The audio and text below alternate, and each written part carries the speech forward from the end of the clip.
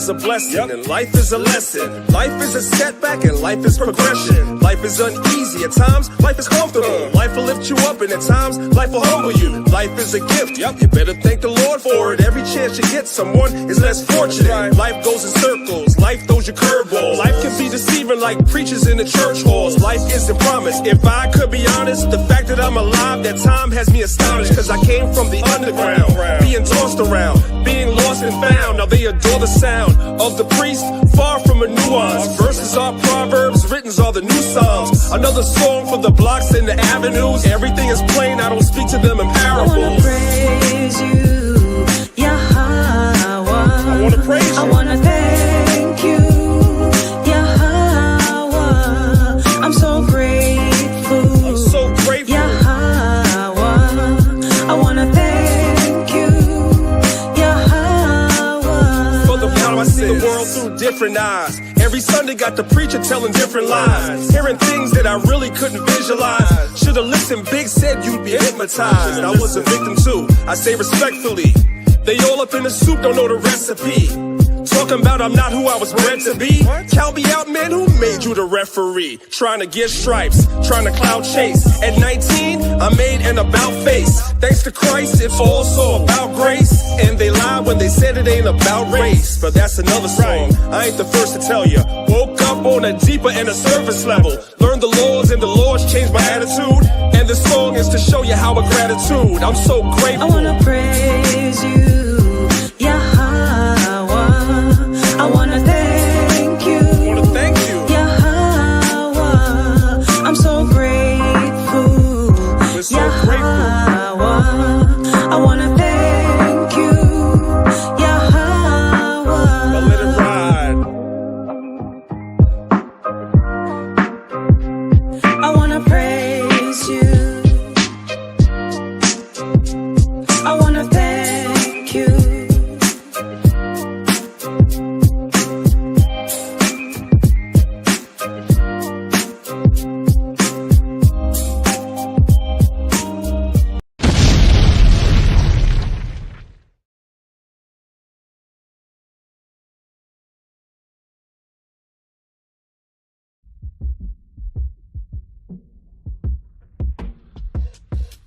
Yeah, if I describe her in a word or two, no 31 ways she's so proverbial.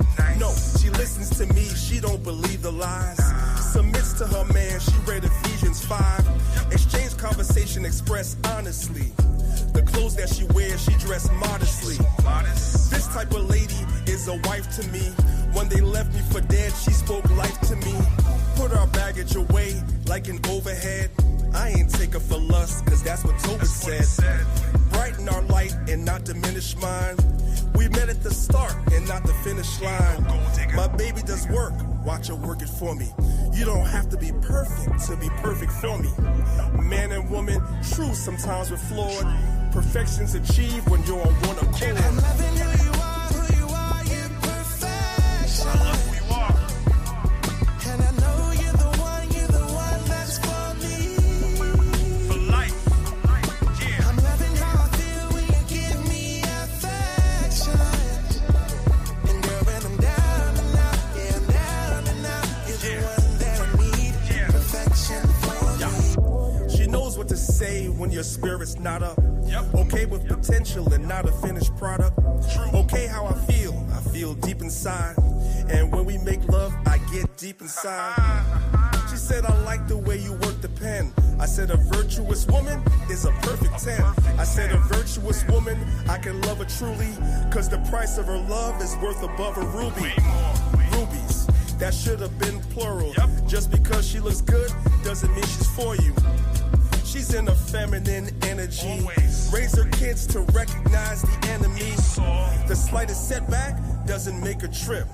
She knows the prize is the relationship. We're taking our time, we're both broken people. At the end of the day, make sure the yoke is equal. I'm loving who you are, you're perfection. And I know you're the one that's for me. Yeah, that's you. I'm loving how I feel when you give me affection. And girl, when I'm down and out, yeah, I'm down and out, you're the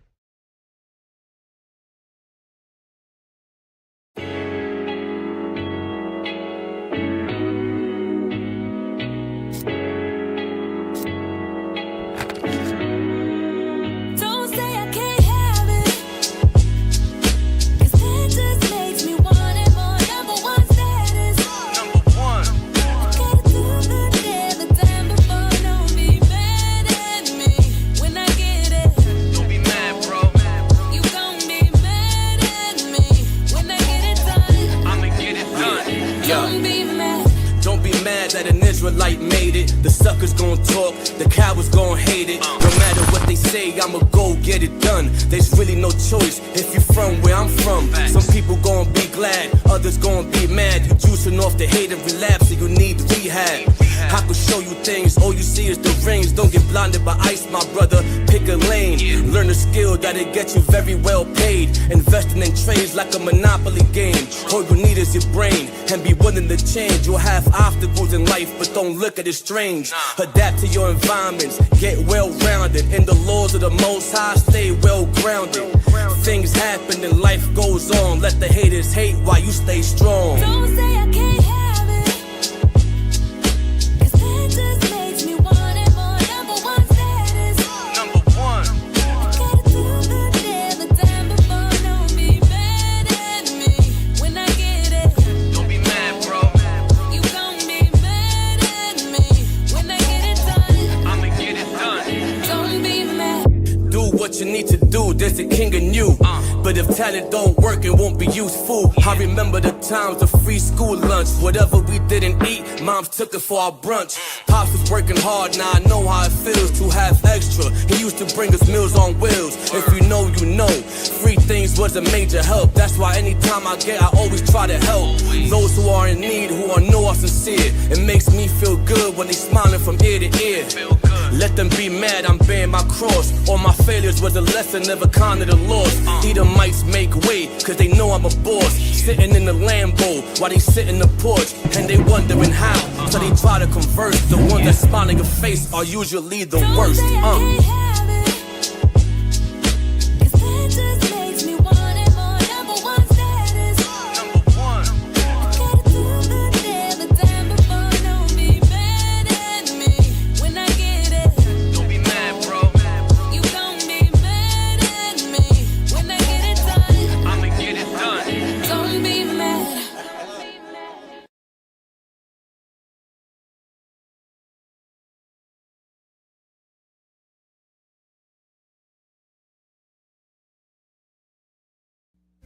Abanawa, Shabashamayim, Kwadash, Hayah, Shamka, Yahweh, Malakwatka, Taba'a, Ratazaka, Hayah, Aisha, Ba'aratazar, Kowa, Hayah, Bashamayim, Lathananawa, Lacham, Kal, Yawam, Wasalachnawa, Chaubwathnawa, Kasalachnawa, Chaubwathinawa, Wala'a, Tabia Anawa, Manasaya 1, Abal, Hawashayanawa, Mayan, Rai, Kaya, Laka, Hamalakwa, Wa'ala, Wa'atapa Arath, La'ai Walamyam, Aman.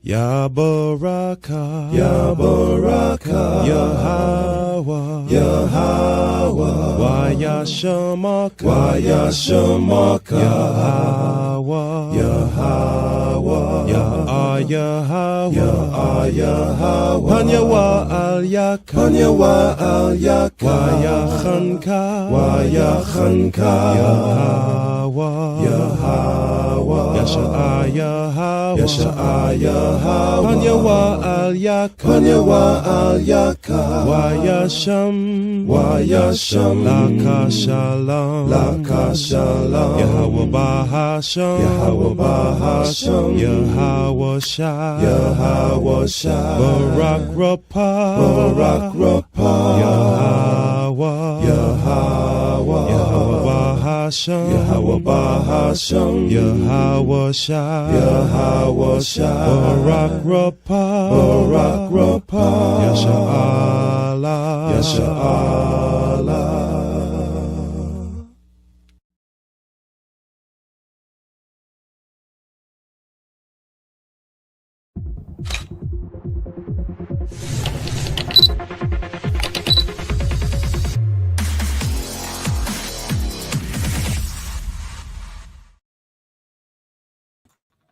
Shalom, shalom, everybody. How's everybody doing?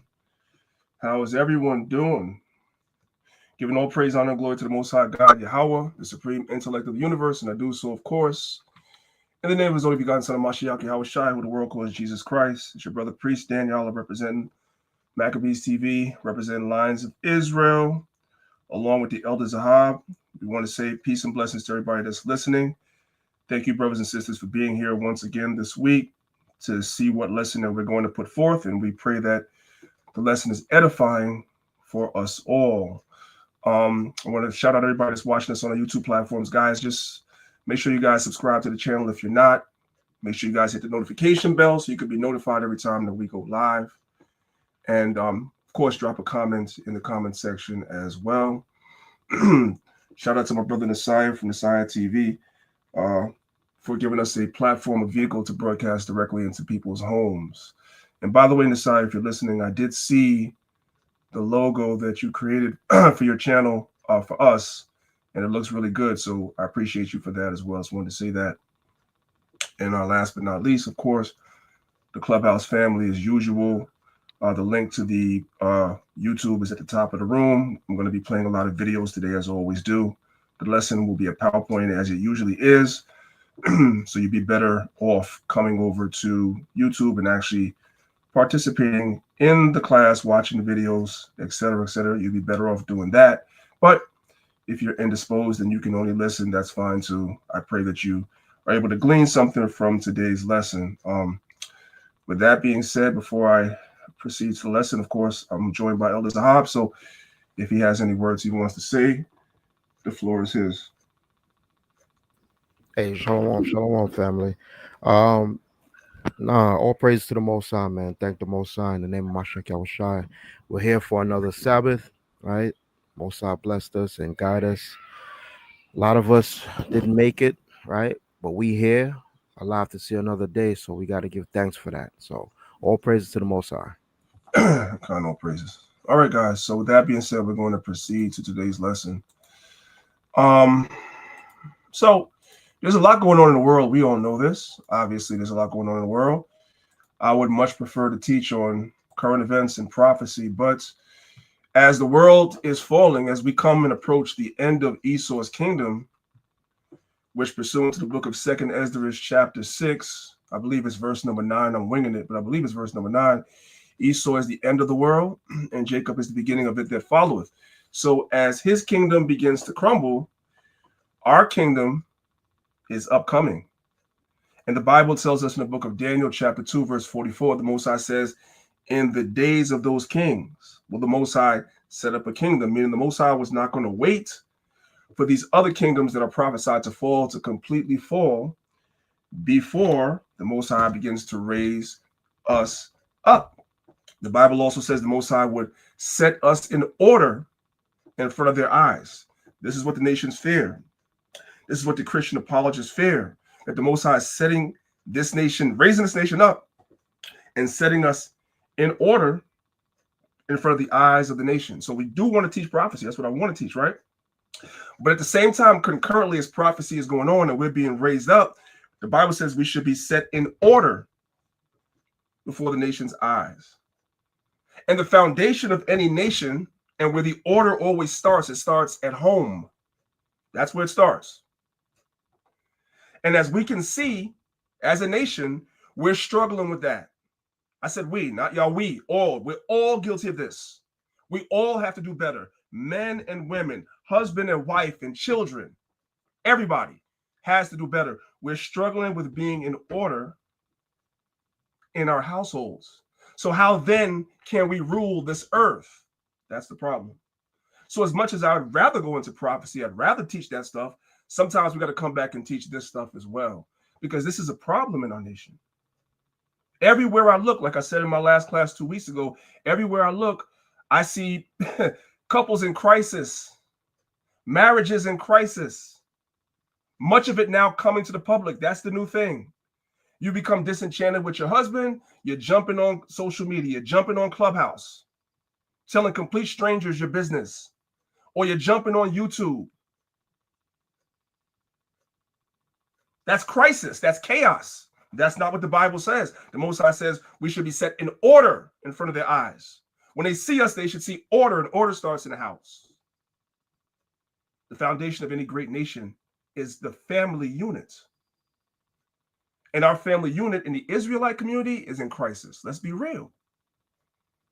And so sometimes we have to push prophecy aside because the prophecy is already decided. The outcome is already decided. We have to push that to the side just sometimes to have these sort of conversations. So we're going to continue in our series called Marriage First Aid. This is part number 2, Trouble in the Flesh. Trouble in the flesh. I want to say this before I get started. This class doesn't just go for people that are already married, but it goes for also brothers and sisters that are marriage minded, meaning you at some point would like to meet a partner, a spouse, a potential spouse, and court them and ultimately marry. This lesson is for you too. Rule number 1, marriage is not about your happiness. I'm talking to the men and the women. If you're looking to get married so you can be happy, don't get married, because it's not about that. If you're looking for the Disney fairy tale marriage that you guys, we all grew up, like I said, you guys, we all grew up with, or what you see on TV or in the movies, don't get married. It's a waste of your time. I'm talking to the men and the women. Marriage is much bigger than your happiness. It is about 2 becoming 1 and establishing legacy. You build a legacy together and you pass that legacy down to your children. And your neighbors are doing the same thing. And the people down the street are doing the same thing. And the people on the next block are doing the same thing. And the people 5 blocks over are doing the same thing. And now you have a community. And from communities come cities, and from cities come states, and states come nations. But it all starts in your household. And so if marriage is about establishing legacy, that means sometimes there's going to be bumps and bruises. Sometimes there's going to be ups and downs. Sometimes there's going to be ebbs and flows. You know what the Bible calls it? The Bible calls it trouble in the flesh. That's what it calls it. If you are not looking or understanding that sometimes your marriage is going to be troubled, you shouldn't get married. And if you are married, you married for the wrong reason. So you need to change your mentality. The Bible says you will have trouble in the flesh. The idea is to get through it. Hope everybody understands that. Let's get to today's lesson. This is where your strength lies. Sirach chapter 25, starting from verse number 1, it says, "In 3 things I was beautified and stood up beautiful both before God and men." So God finds these 3 things beautiful. The first thing is the unity of the brethren. That's another conversation we have to have for another time, because there's also not a lot of unity of brethren lately. A lot of squabbling amongst the men on social media as well. We talk about the women, but it's a hell of a lot of squabbling amongst the men as well. Some of you brothers have to really question if you guys even had a father. It's ridiculous. Anyway, we're not talking about that today. We'll leave that alone. The next thing is the love of neighbors. Do you love your neighbor, your fellow Israelite? Do you really? Another conversation for another day. I don't see a lot of love in the Israelite community. I don't see a lot, or not enough, I should say. And last but not least, and the topic of today's lesson, a man and a wife that agreed together. That's beautiful. And the Most High considers that to be beautiful. And that is our strength. Now, let's go to the next slide. Everybody knows about the Willie Lynch letter, right? We know it wasn't real. We don't know what the actual source of it is and who wrote it. But the principles in it, we can definitely see the effects of it in our community, the so-called Blacks, Hispanics, and Native Americans. We see the effects of the Willie Lynch letter in our community. Nobody can deny that. Whether it's actually a real letter or not is irrelevant. One of the principles that they use in the Willie Lynch letter is this. There's been a reversal of masculine and feminine. It's been switched. It says, we breed 2 N-words, male and 2 N females. Then we take the N males from them. So once the females are pregnant, they take the men out of the house. Do we not see that through the court system? Do we not see that with a lot of dudes without the court system? They're just deadbeats. We see that all the time. You remove the man from them, keep them moving and working. Say the one end female bears a end female. So the first woman, she's going to bear a daughter. And the other female, she's going to have a son. Both females being without the influence of the man, froze with an independent psychology, will raise their offsprings into reverse positions. Do we not see this in our community? The men are more effeminate today. I'm just going. If you're not here for real talk, X out. Leave the room on Clubhouse. X out the video on YouTube because we're going to talk for real today. We see the role reversal in our community every day. The black men are more feminine than ever, and a lot of black women are more masculine in spirit than ever. Feminine presenting, meaning you look like a female, but you have a conversation with you. Your spirit is like a man. A lot of you dudes, like I said before, you guys, these men are squalid on social media. You look like a man, you got a beard and all that, but you're moving like a woman. You're running to social media to tear each other down. So this is true. Will raise their offsprings in reverse positions. The one with the female offspring will teach her to be like herself. Independent. Hey, sisters, listen to me and listen to me carefully. If you are not married, but you're marriage minded, but you have an independent mindset, don't get married. It's not going to work. Let me help you out. It's not going to work. You're going to wind up getting a divorce. Don't get married. I want that to marinate. Sisters, if you are in a marriage and you have an independent mindset and you having marriage problems, that's part of the reason why. We're going to talk about it. We're going to talk about it. She will teach her to be like herself, independent and negotiable. We negotiate with her through her body and negotiate at her will.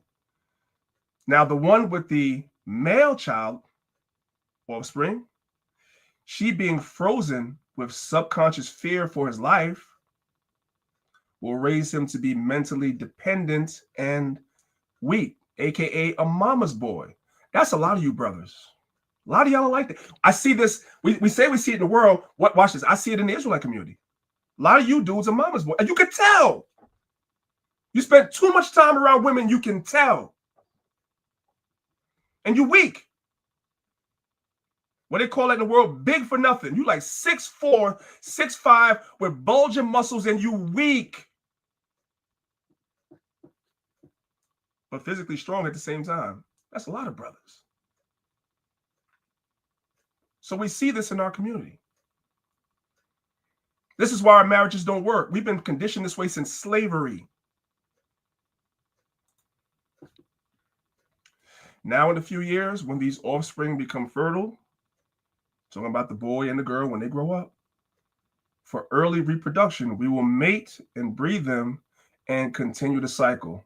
This is good, sound, and long-range comprehensive planning, and we see the effects of this in our community, whether this Willie Lynch letter is real or not. Let's move on. So the Most High said he was beautified in a husband and a wife that can agree together.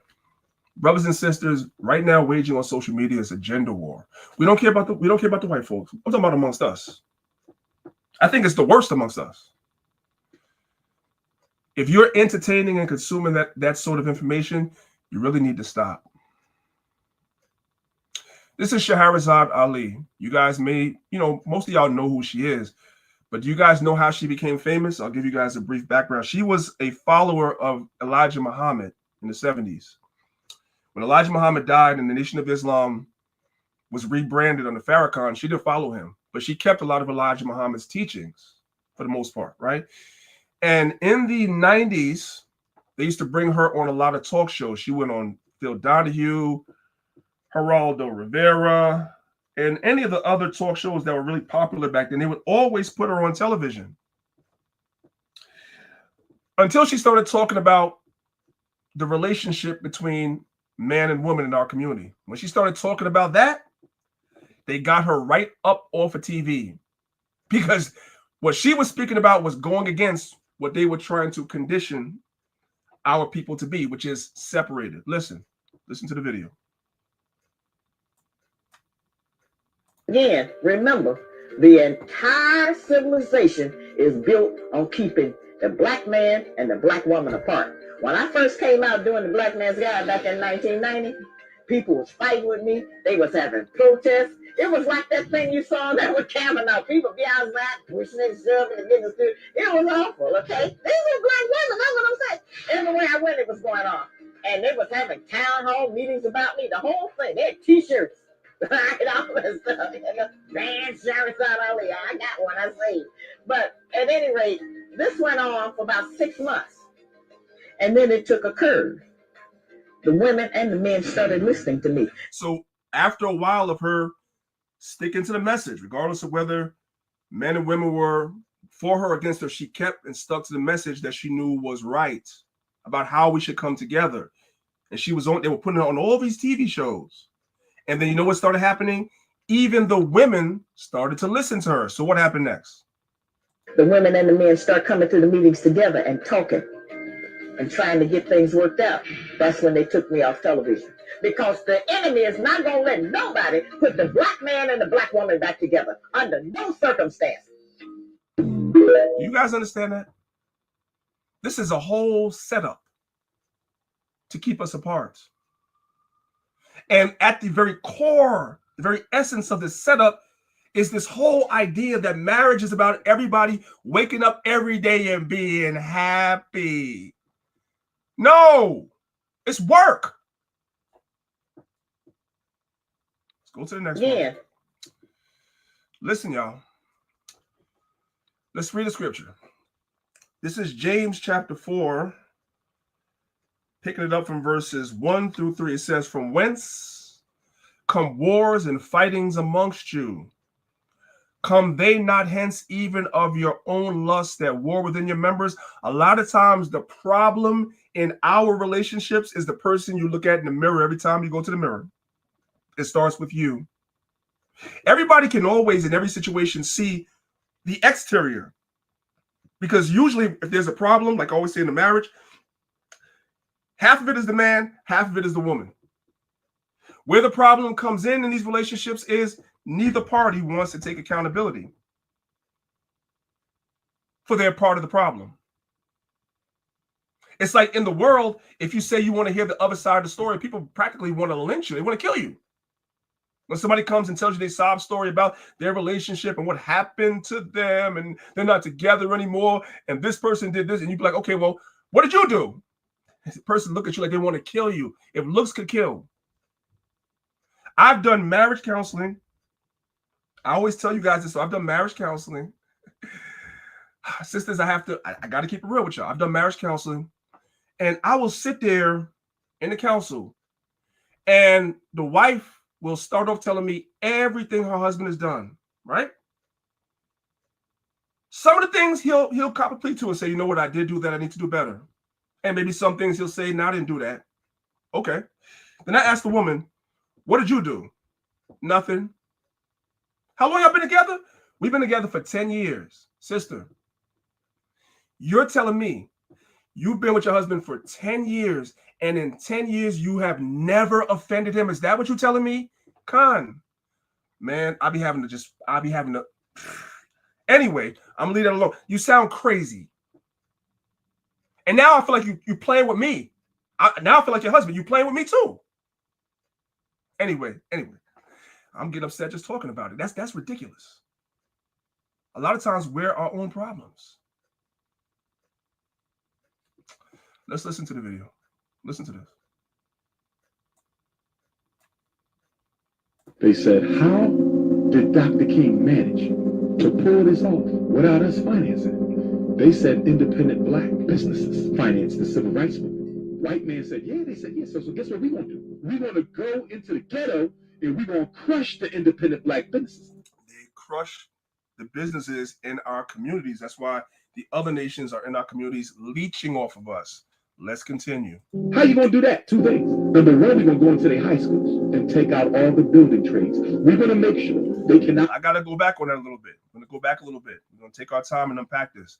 When I was in high school, right, they had shop classes, right? So the high school I went to, they understood that every child, especially every male child, was not going to go to college the way it's pushed today. There was a whole war amongst our people on TikTok like a month ago about the fact that more women are going to college and getting degrees, which are, by the way, useless degrees. If you're not getting a degree in STEM, which is science, technology, engineering, and math, for the most part, you're going to be making the average income anyway. You're going to be making the average income any damn way. So the thing is that when I was going to high school, they had shop classes where you could go and learn, you know, to be an electrician. You could go and learn how to work on. They had automotive. They had all that stuff when I went to high school. All right.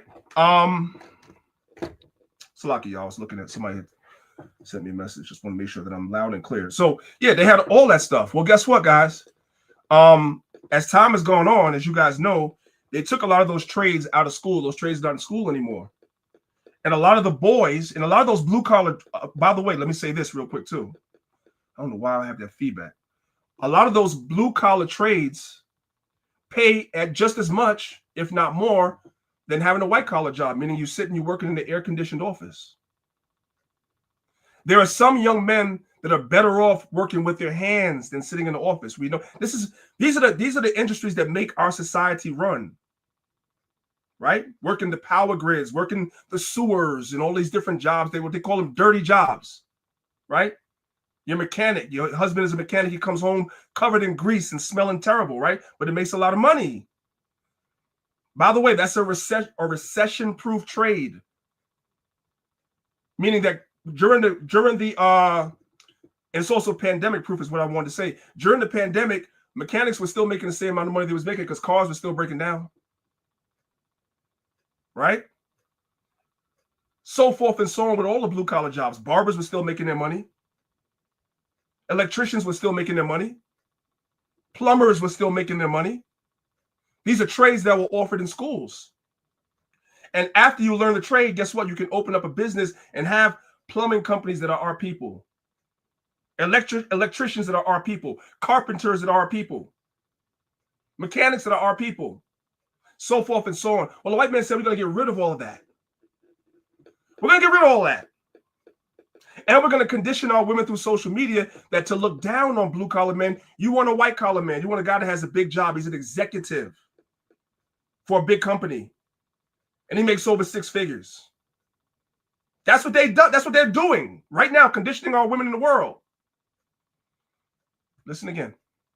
Without us financing, they said independent black businesses finance the civil rights movement. White man said, yeah, they said, yes. So guess what we're going to do? We're going to go into the ghetto and we're going to crush the independent black businesses. How you going to do that? 2 things. Number one, we're going to go into their high schools and take out all the building trades. We're going to make sure they cannot be taught how to use their hands to feed their family ever again. They took out auto shop. They took out the electric program. They took out plumbing. They took out welding. They took out HVAC. This is what they did. This is what they did. This is the beginning of the war between the black woman and the black man. That's the beginning of the war because now a lot of the brothers that are good with their hands are now unemployable.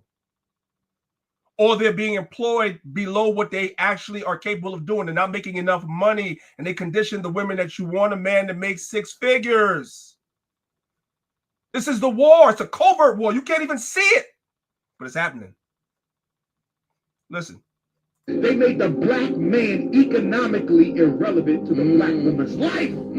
They said, this is how we're going to kill black power. We're going to set the family against each other. If we can set the black woman against the black man, he won't have time to fight us because he got to fight his own woman. So they went into the high schools and took out all the building trades.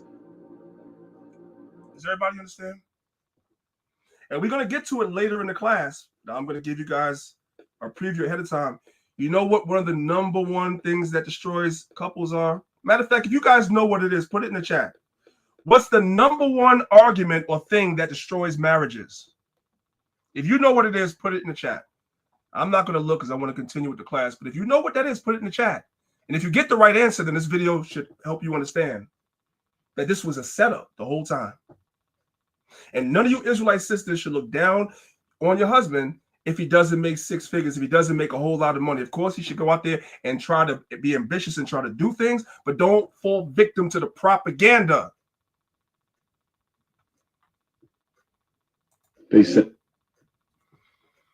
Now, let's look at the book of Sirach, Ecclesiasticus, chapter 4. We're going to read verses 9 through 12.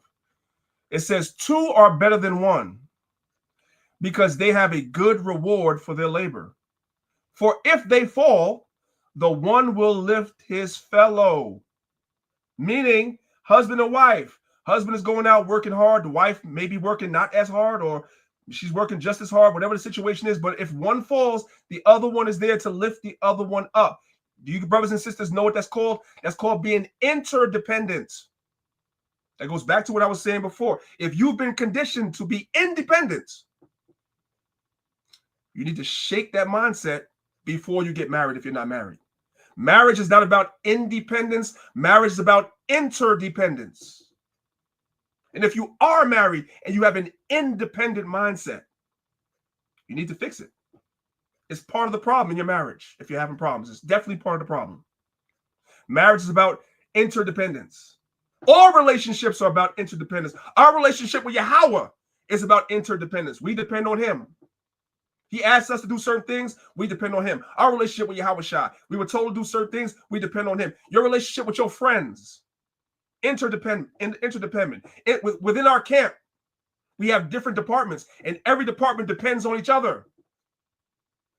The events department depends on the treasury. The garments department depends on the treasury. The treasury depends on us doing the fundraisers. So for everything is interdependent on each other. That's the circle of life. So is a relationship. Nobody in a relationship should be independent. That's crazy. Read verse 10 again. It says, for if they fall, the one will lift up his fellow. But woe to him or her that is alone when he falleth. You just have an independent mindset. And that's repulsive to a man, by the way, sisters. That's repulsive. I know the world told you it's cute. It's repulsive. There's another word you should use instead, and I'm going to teach it to you. For he hath not another to help him up. Again, if two lie together, then they have heat. But how can one be warm alone? And if one prevail against him, two shall withstand him. And threefold cord is not quickly broken. It's all about interdependence. That's what relations are about. Let's listen to the video. If there's a moment where he's sick and he can't do certain things right now, this is where your independence can kick in. And you're like, okay, well, I don't have to burden him because You can have a moments of independence. Like, okay, you and your husband are a team, but he gets sick. Now you might have to take the lead for a moment in a particular situation, but you are not independent minded, but you're able to step in when it's necessary. Understand the difference. Moment where he's sick and he can't do certain things right now. This is where your independence can kick in. And you're like, okay, well, I don't have to burden him because I know how to handle stuff. Same thing with him. It's like, listen, I hate cooking, all right? Hate it. You're going to pay me to cook. But I have enough skill that if I'm in a marriage, in a relationship, and my girl gets sick, I can still cook. But worst case scenario, I can still order too. So I got ways to make the food happen one way or another that doesn't put the burden on her. So yes, there are going to be moments where the independence needs to kick in, but we've got to keep interdependence at the forefront. Interdependence is at the forefront. That's a biblical principle. We just read it. Sirach 4, 9 through 12. The entire creation is dependent. Why do you think lions roll around in prides? Animals in general. They roll around in packs and prides. Why? Because they're interdependent on each other. It's only human beings that have this warped mindset, which of course is conditioning, that you are independent. You don't need nobody. And the ones that have drank that Kool-Aid the most is our women. Let's go to the next slide. If there Now, You might say to yourself, well, if I'm not supposed to be independent and interdependent, okay, I get it. Now, what about me as a sister that doesn't have anybody? And then I get somebody. What's a better word than being independent? I'm going to teach you a better word. Listen. It's about time that we broke down some words, okay? So when women say that they're independent and they don't need a man, we have to be real careful with that word, okay? Because when you say independent, that means you literally can stand alone. And that's actually not true, not for women or even human beings, period. Like, you have to have some type of relationship with another person to get through life. All right. So when women say that they're independent, that's actually not true. What you actually are is self-sufficient. Okay? Does everybody understand that? Did you catch that? That's the new word. And you sisters of the truth, you got to teach this to the women in the world. You got to be just as loud as they're saying independent. You got to teach them to be interdependent. And when they're alone, teach them to stop saying they're independent and say I'm self-sufficient, meaning you can take care of yourself. That's what it means, self-sufficient. And then when you get into a relationship, you are interdependent. You depend on your partner, but you still didn't lose the skills of doing things that you were able to do when you were by yourself because you know how to be self-sufficient. God forbid, you get married to your husband, y'all married for a certain amount of years, and the Most High takes him away. It's not like you're going to fall apart because you were by yourself before you got married. So you know how to take care of yourself. You are self-sufficient. Is that wrong with being self-sufficient? And sometimes you could be so self-sufficient. You could be so self-sufficient that sometimes, brothers and sisters, you kind of offend your spouse. I always tell you guys about me, right? I've been on my own since really taking care of myself, like really for most things since I was in my teens, right? So for many years, I had to be self-sufficient. Not having parents, not being in a relationship. I had to do everything. My own laundry, my own cooking, my own this, my own that, my own cleaning, plus going to work, sometimes working 2 jobs. I was self-sufficient. It becomes a habit that's ingrained in you. And then you come into a relationship and you're still holding on to those traits. Your spouse says, well, let me do this for you. And you're like, no, I'll do it myself, right? Because you feel as though you're putting a burden on somebody by asking them to do something for you. But sometimes if a person loves you, they want to do things for you to make your life easier. You want to become interdependent. This is something that we all need to work on. I had to learn to do it. I won't lie to y'all and tell y'all, I came into my marriage being interdependent. In the beginning, I still felt as though certain things I do for myself, I just do it. Because it's been my whole life that way almost. But you have to learn to let people do things for you. Does everybody understand that? You sisters as well. Yeah, we know you sisters know how to do a lot of stuff. Some of you sisters are so good, you could change you could change a tire. You could do a lot of stuff, right? You're good at a lot of stuff. But you don't have to do that if you have a husband that knows how to do it. Allow him to do it. It's okay. We know you could do it, sis. You know what I mean? You could just independent your way into problems in your relationship is what I'm trying to tell you. Let's go back a little bit and listen to the sister. Not true. What you actually are is self-sufficient, okay? Just because you can work and pay bills and cook and clean up your own house and all that means you're self-sufficient. That doesn't necessarily mean that you're independent. But really what the goal is to be interdependent, because why the hell are you trying to do everything by yourself? What's the goal? What's the trophy in being a strong, independent woman that don't need a man? You're gonna get a lot of pushback from Eve in the world. They're not trying to hear that. Because deep down inside, they really do want to have a partner, but they don't know how to be interdependent. They don't know how to be that. They don't have a blueprint. And so their relationships never work. And they cycle through a bunch of different relationships. And then at a certain time and point in their life, they become bitter. So it is our job, talking to the teachers, it's our job to teach our women, especially the younger ones coming up, this philosophy. Be self-sufficient. Yes, teach your daughters to be self-sufficient. Teach your sons to be self-sufficient. Yes, boys should know how to cook too. What you gonna do when you don't have a woman? Yes, boys should know how to do laundry. My mother was sending me to the laundry when I was like 10 years old. They should know how to do these things when you don't have, when in the absence of a spouse. But once you guys come together, you become interdependent. You sit down, you have a conversation. Okay, this is what I'm gonna offer. This is what I'm gonna cover in the relationship, and these are the things you're gonna cover, and you cover each other, and you become interdependent, and that's a successful relationship. Does everybody understand? Anyway, let's move on.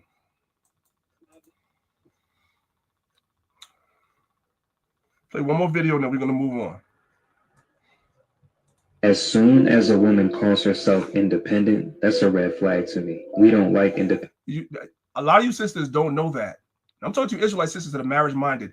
Take that word out of your vocabulary. Trust me and trust him. Even if you feel that way, take that word out your vocabulary if you're courting a brother. Nobody wants to hear that because that sounds like problems. That's what it sounds like. Use interdependence. Use I'm self-sufficient until I have a husband. Find other words. Don't say this. Trust me. You done turned the man off. Listen. As soon as a woman calls herself independent, that's a red flag to me. We don't like independent women. We do like self-sufficient women, but there's a major difference between the two. We don't mind self-sufficiency. A woman that has her own career, her own place, cars, money, businesses. We don't mind that. But the minute you start to idolize your independence is where we see red flags, because there's a certain spirit that comes along with that. It's the I don't need anybody paradigm. Let's flip it. How would women feel if they met a man and every time he spoke, he sounded like, I pay my own bills and they're all in my name. I live on my own. I don't need nobody. She'd probably say like, bro, you're an adult. You're supposed to do that. Like, are you good? Like, is there a chip on your shoulder? Like, but even deeper to the point, I'll never make my woman feel like I don't need her. Can you imagine how I would look to a woman who liked me if I walked around shouting how independent I am or how I don't need anybody? Like, imagine how that would make her feel. Nah, I'm waking up every day and reassuring her that I want her, I desire her, and I need her. I'm not a weak man for admitting I need my woman. But I'm worried that some women are so attached to that independent teaching that they're going to independent themselves right into a lonely life. Or worse, form an attachment but still perceive the relationship through an independent field of view. Which is a recipe for disaster. And the majority of our sisters in the world, this is exactly how they think. And that's why relationships don't work. And that's why many of them are bitter, because they won't do introspection to look inside like, maybe I am part of the problem. Maybe the way I think is wrong. Maybe I need to change my thinking. And we try to teach our sisters these things in the world, and they reject it. But we're teaching our Israelite sisters these things, and we're praying that you sisters, especially, well, all you sisters really, but especially you sisters that are marriage-minded, you can avoid a lot of problems by changing the way you think and changing the words that you speak. Let's move on. Time for some vocabulary. You know we got to do vocabulary. We mostly do vocabulary in the academy, but we're going to do a little bit of vocabulary today because it matters. There's a word. This is not a regular Negro word, but there's a word in the dictionary for everything that we read in the Bible. The word is called symbiotic. Symbiotic. Let's look at definition B.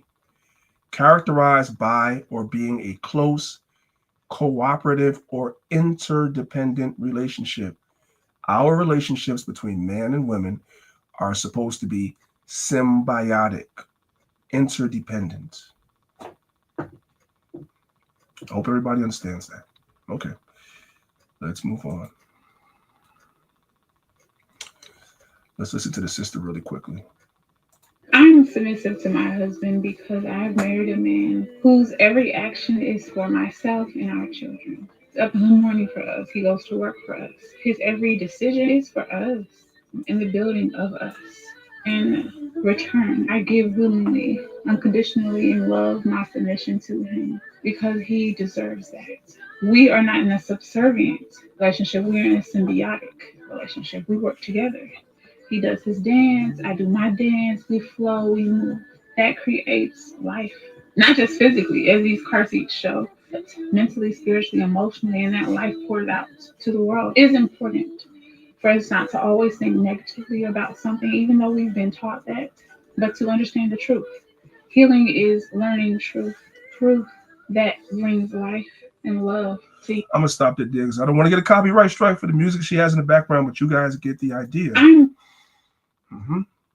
Guys, there's no timeouts in marriage. Not really. The scriptures do make room for it, but it's really not the way it's supposed to be. Let's listen to this video real quick. This is Grant Hill, you know what I'm saying? One of the biggest prospects to come out of Duke and play for Detroit many, many years ago, but he had a catastrophic injury, so his career never really was what it was supposed to be. But he's been in his marriage for a long time. I want to say like 25 years or more, married to the same woman. That's very rare. So what is one of the keys to that? Let's hear him out. Let's go ahead and raise the volume on the video real quick. Let's listen to what he has to say. You're coexisting with someone every day. Every day. Like, you know, there's no time out. There's no 20 seconds. You know, marriage it's not about you. It's not about you. It's, you know, and you really have to learn to compromise, pick and choose your battles. But you're coexisting with someone every day. Every day. Like, you know, there's no time out. There's no 20 seconds. There's no every day. I mean, every day. And so, you know, and so to think, like, I don't think if I go back to when we first met, and certainly when we met, my intentions weren't to get married, other intentions. But when we first met, the idea that I could have like gone through this journey and still enjoy, like, I don't know if I thought I could do that. If I could share and compromise and you know, just like I said, live and coexist with someone else like that, you know, it's not easy. There were some key words that he said in that video. Two key words that stood out was coexist, right? And compromise. Compromise is the death of many marriages in the world and in Israel. There's no compromise.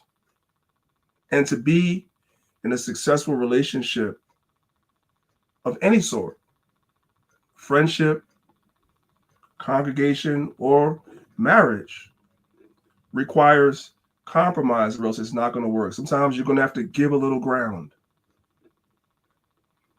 And you may not be happy about it, which goes to the thought that marriage is not about your happiness. That's a Disney movie.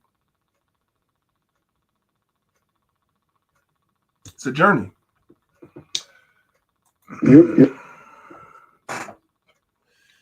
Now, I use the analogy of the bicycle wheel with spokes. Why do bicycle wheels have spokes? So I'm going to explain it to you guys, and I'm going to play the video for a second, right? So if you use the analogy of the bicycle wheel, this at the center right here, the center point, that's your marriage. Then out here, right, this is everything else on the outside of your marriage. These wires or these spokes are meant to balance the pressure from everything outside that comes on your marriage. That's what these spokes represent. They help to absorb the pressure, because there's a lot of pressure in marriage. So these spokes absorb that pressure. Does everybody understand? That's what they do, amongst other things, because there's going to be pressure on this. So you have to have things in place to absorb that pressure. Let's listen to the video. Imagine a bike in your mind. Does your imaginary bike have spoked wheels? It probably does. But do they have a real purpose, or are they just charming decorations? In this video, we will provide answers on why bicycles have spokes and are they necessary. They look pretty simple, but there's actually a lot of science that goes into their development. Bicycles have spokes because they are a cheap and ingenious way to make light, yet remarkably strong wheels that are not sensitive to crosswind. Spokes support wheel structure and play a huge role in the bike's maneuverability. It plays in the bike's maneuverability, and it absorbs pressure. That's the idea. I don't want to play the whole video because I kind of spoke to y'all about already what it means, so there's no need to play the whole video, but you guys get it. Imagine. So you have to order your life's priorities in a way that maintains balance, right? So you have work, you have household chores. Sometimes both of you are working. So there are still household chores that have to be had, right? You as the husband can help your wife in the household chores, especially if you both are working. You have finances, which is one of the biggest problems in marriage. Yes, the Bible says a man is supposed to provide, but a lot of you sisters call yourselves Proverbs 31 women. I wonder if y'all skip the verses in Proverbs 31. It says the woman was providing too. Did y'all not read that? A lot of y'all think a Proverbs 31 woman is a woman that wears a long dress and a head wrap. No, that was a woman that was industrious, and she contributed to her household too, including financially. You know your husband is working a rigorous job. Maybe money is not coming in the way you want it to come in, but you're a stay-at-home wife, you're a stay-at-home mom, or whatever your reasons is why you're at home. To your shame, and I mean this, and me and my wife talk about this all the time, to your shame, some of you sisters will not start a business to take some of the financial pressure off of your household, your home. Some of y'all don't even have children, but you're a stay-at-home wife. And you won't start a business, but you're complaining about money. You have all these gifts and talents. And if you don't know what your gifts and talents is, ask around. Everybody has something. I don't know for the life of me why there's not more businesses in Israel. Every time we come together for meet and greets at Passover, whatever these things, there should be a Black Wall Street. At every meet and greet every year at Passover should be a Black Wall Street. With everybody coming with their businesses and their wares, and we are circulating money in the community. That's the way it's supposed to be. All the men are working, and I still tell the brothers, you should have a business. But especially you sisters that stay-at-home wives, and you not contributing nothing, shame on you. I'm going to leave that right there. Then you have your family, your parents, your siblings outside, your children, your hobbies, etc. You have to find a way to balance all these things and prioritize them. That's the idea. Let's move on. So it's inevitable. We're going to go to 1 Corinthians chapter 7, verse 28. We're going to start there, and then we're going to work our way back up to the top. It says, but and if thou marry, thou hast not sinned. And if a virgin marry, that word virgin in the Greek is just alluding to a woman of marriageable age. And if a virgin marry, she have not sinned. Nevertheless, such shall have trouble in the flesh, but I spare you. So the Apostle Paul was writing to the church at Corinth, and we can see by virtue of this letter, we can surmise that there were problems in a lot of marriages in Corinth. So this is for our learning. So Paul is speaking specifically to people that are not married and giving them a warning that marriage has its ups and downs, its ebbs and flows, its problems. Every marriage does. I don't care how people are presenting themselves online. I don't care every time that we have a holy day and the couples come together and they're all smiling and grinning and everything is all smiles. Nobody's fooled by that. We know you have problems. Everybody has problems. If you are looking to get married, this goes for brothers and sisters, and not to have no issues, here's my advice. Same thing that Paul said. Don't get married. To be married is to be pliable. Pliable means flexible. You have to know you're going to have problems. You have to know you're going to have problems. And you have to be the type of person or the personality to be pliable or flexible. Like, you know what? If I choose to be married to this person, I'm not so rigid and stiff where I don't make, what did Grant Hill say? Compromises. If you are an uncompromising person, male or female, you don't need to get married. Because the Bible is telling you you're going to have problems. Now, men and women deal with problems differently. Men usually, like when it comes to problems, men are very direct. They want to solve the problems. Men are problem solvers. They want to get right to it. Let's deal with the problem that we're having, and let's get to it, and let's get past it. Our sisters are more emotional. They kind of want to wallow in the problems for a little while and feel their emotions and immerse themselves in their emotions, and then deal with it later, right? Now we could argue back and forth which way is right. Do you just deal with it head on right then and there, or do you let it marinate for a while, separate for a while, cool down, and come back together? I'm not gonna sit here and tell you there's any right or wrong way. It really depends on your relationship. But what I am saying is that there's gonna have to be a meeting in the middle. That's going to happen. If you are that inflexible where you can't meet somebody in the middle, don't get married. And if you are married and you're inflexible, that's why you're having problems. Fix it. Fix it. That goes for everybody. This sword cuts everybody, including myself. Fix it.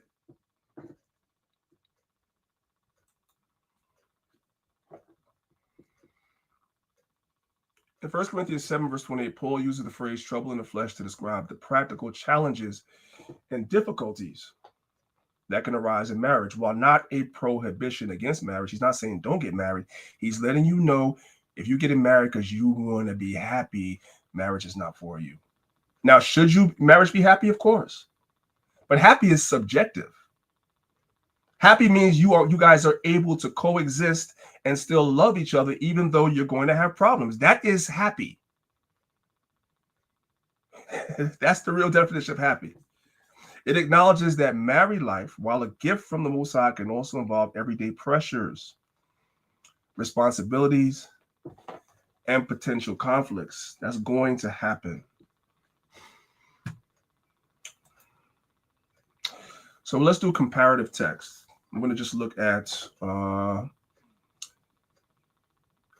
let's look at the NLT. Same verse, 1 Corinthians 7, verse 28.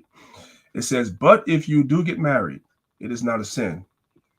If a young woman gets married, it is not a sin. However, those who get married at this time will have troubles. Will have trouble. Do you brothers and sisters that are not married that seek to have a spouse, do you understand that? And if you understand that, do you still want to get married? And if you still want to get married, work on yourself before you find your potential spouse. Work on yourself and resolve within yourself that you are not going to be a person in your relationship that's inflexible. It always has to be your way or the highway. No. You have time to work on that. For the ones of you that are already in marriages, many times, and many of us have experienced this. So this is a reset. We all have to do a reset. As I put this lesson together, I'm examining myself, my strengths and my weaknesses. This is for everybody. This is us setting ourselves in order so that when the nations see us, they see us that we're next to rule. This is part of it.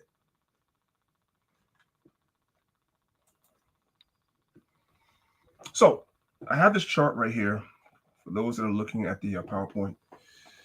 I have this chart right here. Now, the way the chart is set up at the top up here, if you guys are looking, it's set up by age, right? So you have 20. No, this is percentages up here. Sorry.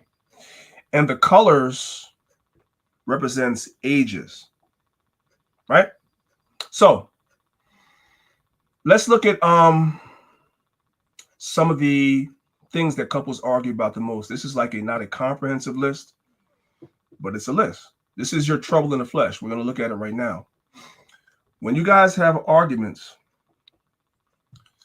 does tone of voice or attitude always seem to come up?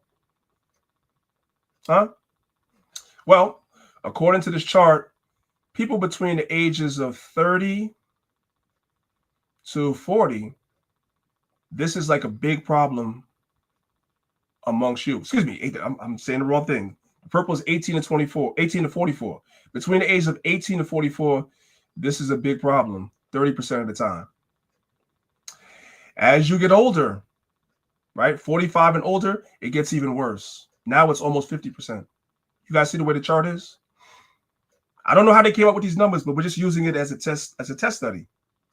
The older you get is the more you start harping on the way people say things, which makes sense. It makes sense because it's the less patience you have for people just talking to you any old way.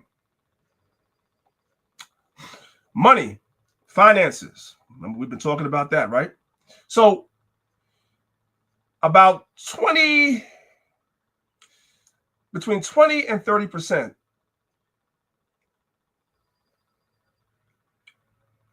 of the time, it's a problem for people 45 and older. Because by that time in life, you kind of are settled in your career or your job or your trade. So y'all kind of saved up some money, maybe have a 401k with some benefits, so forth and so on. So that's not so much an issue in older couples. But you guys see the purple right here. In people 45, 44 and younger, it's a bigger problem. It's one of the biggest reasons for divorce is money. And the social media is not making it better because it's conditioning our women that men have to make a certain amount of money. And we understand, if you look at the Department of Labor statistics, the average man in America is not even making $50,000 a year. And the average woman is not making $50,000 a year either. I don't believe the hype that you guys are hearing on social media about how everybody's killing it. That is fake. It's not true. And in this economy, we know that $50,000, even if they were making that, doesn't go very far. You add some children in there and it stretches even thinner.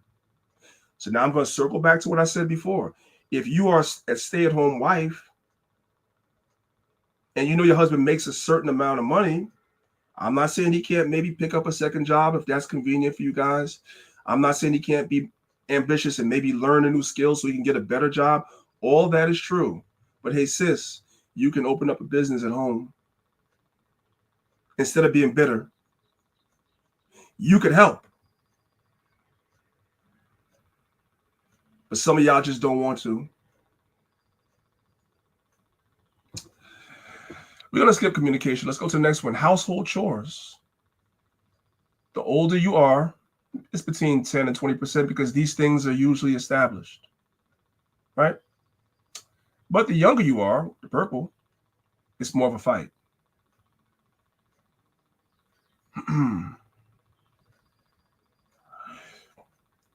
Sex. We're going to get to this one. Look at the numbers. It's less of an issue for people 45 and older, but more of an issue for people 44 and younger. And you guys can see this, right? You see, I got this from YouGov.com, whatever. This is just a chart I picked up, and you guys can see it. I just use it as an example of what trouble in the flesh is going to look like. Another one is parenting, right? Less of an issue for people 45 and older, more of an issue for people 44 and younger. And then when you start adding in what we call blended families, because a lot of times now, unfortunately, most brothers and sisters that are coming into the truth, many people had children and everything before you came into the truth, right? You're no longer with those parents, the other parents. So you come in and you forge new relationships with a new spouse. He got children, she got children, right? Y'all come together. More times than not, the man's children will be living with the mother somewhere, but the man comes together with you as the woman, and he's living under the roof with you and your children, and he can't say nothing to them. He can't say nothing to them. He can't discipline them or nothing. Sister, that's a problem. Brothers, if you are courting a sister, and I'm going to offend the sisters right now, and I don't care. If you are courting a sister and she has children, and her children are unruly, and instead of her looking at her child and disciplining them, she's looking at you to see if you're going to say something, which I've seen BS like that. I've seen women sit there and watch their son being bad as hell. And she not looking at the son, she looking at the man like, you better not say nothing. Hey, brothers, if you have a sister like that, run. And I don't care who's mad, run. I'm not saying the man should abuse your children, but no man wants to come into a situation like that. I'm just keeping it real. That's a big problem.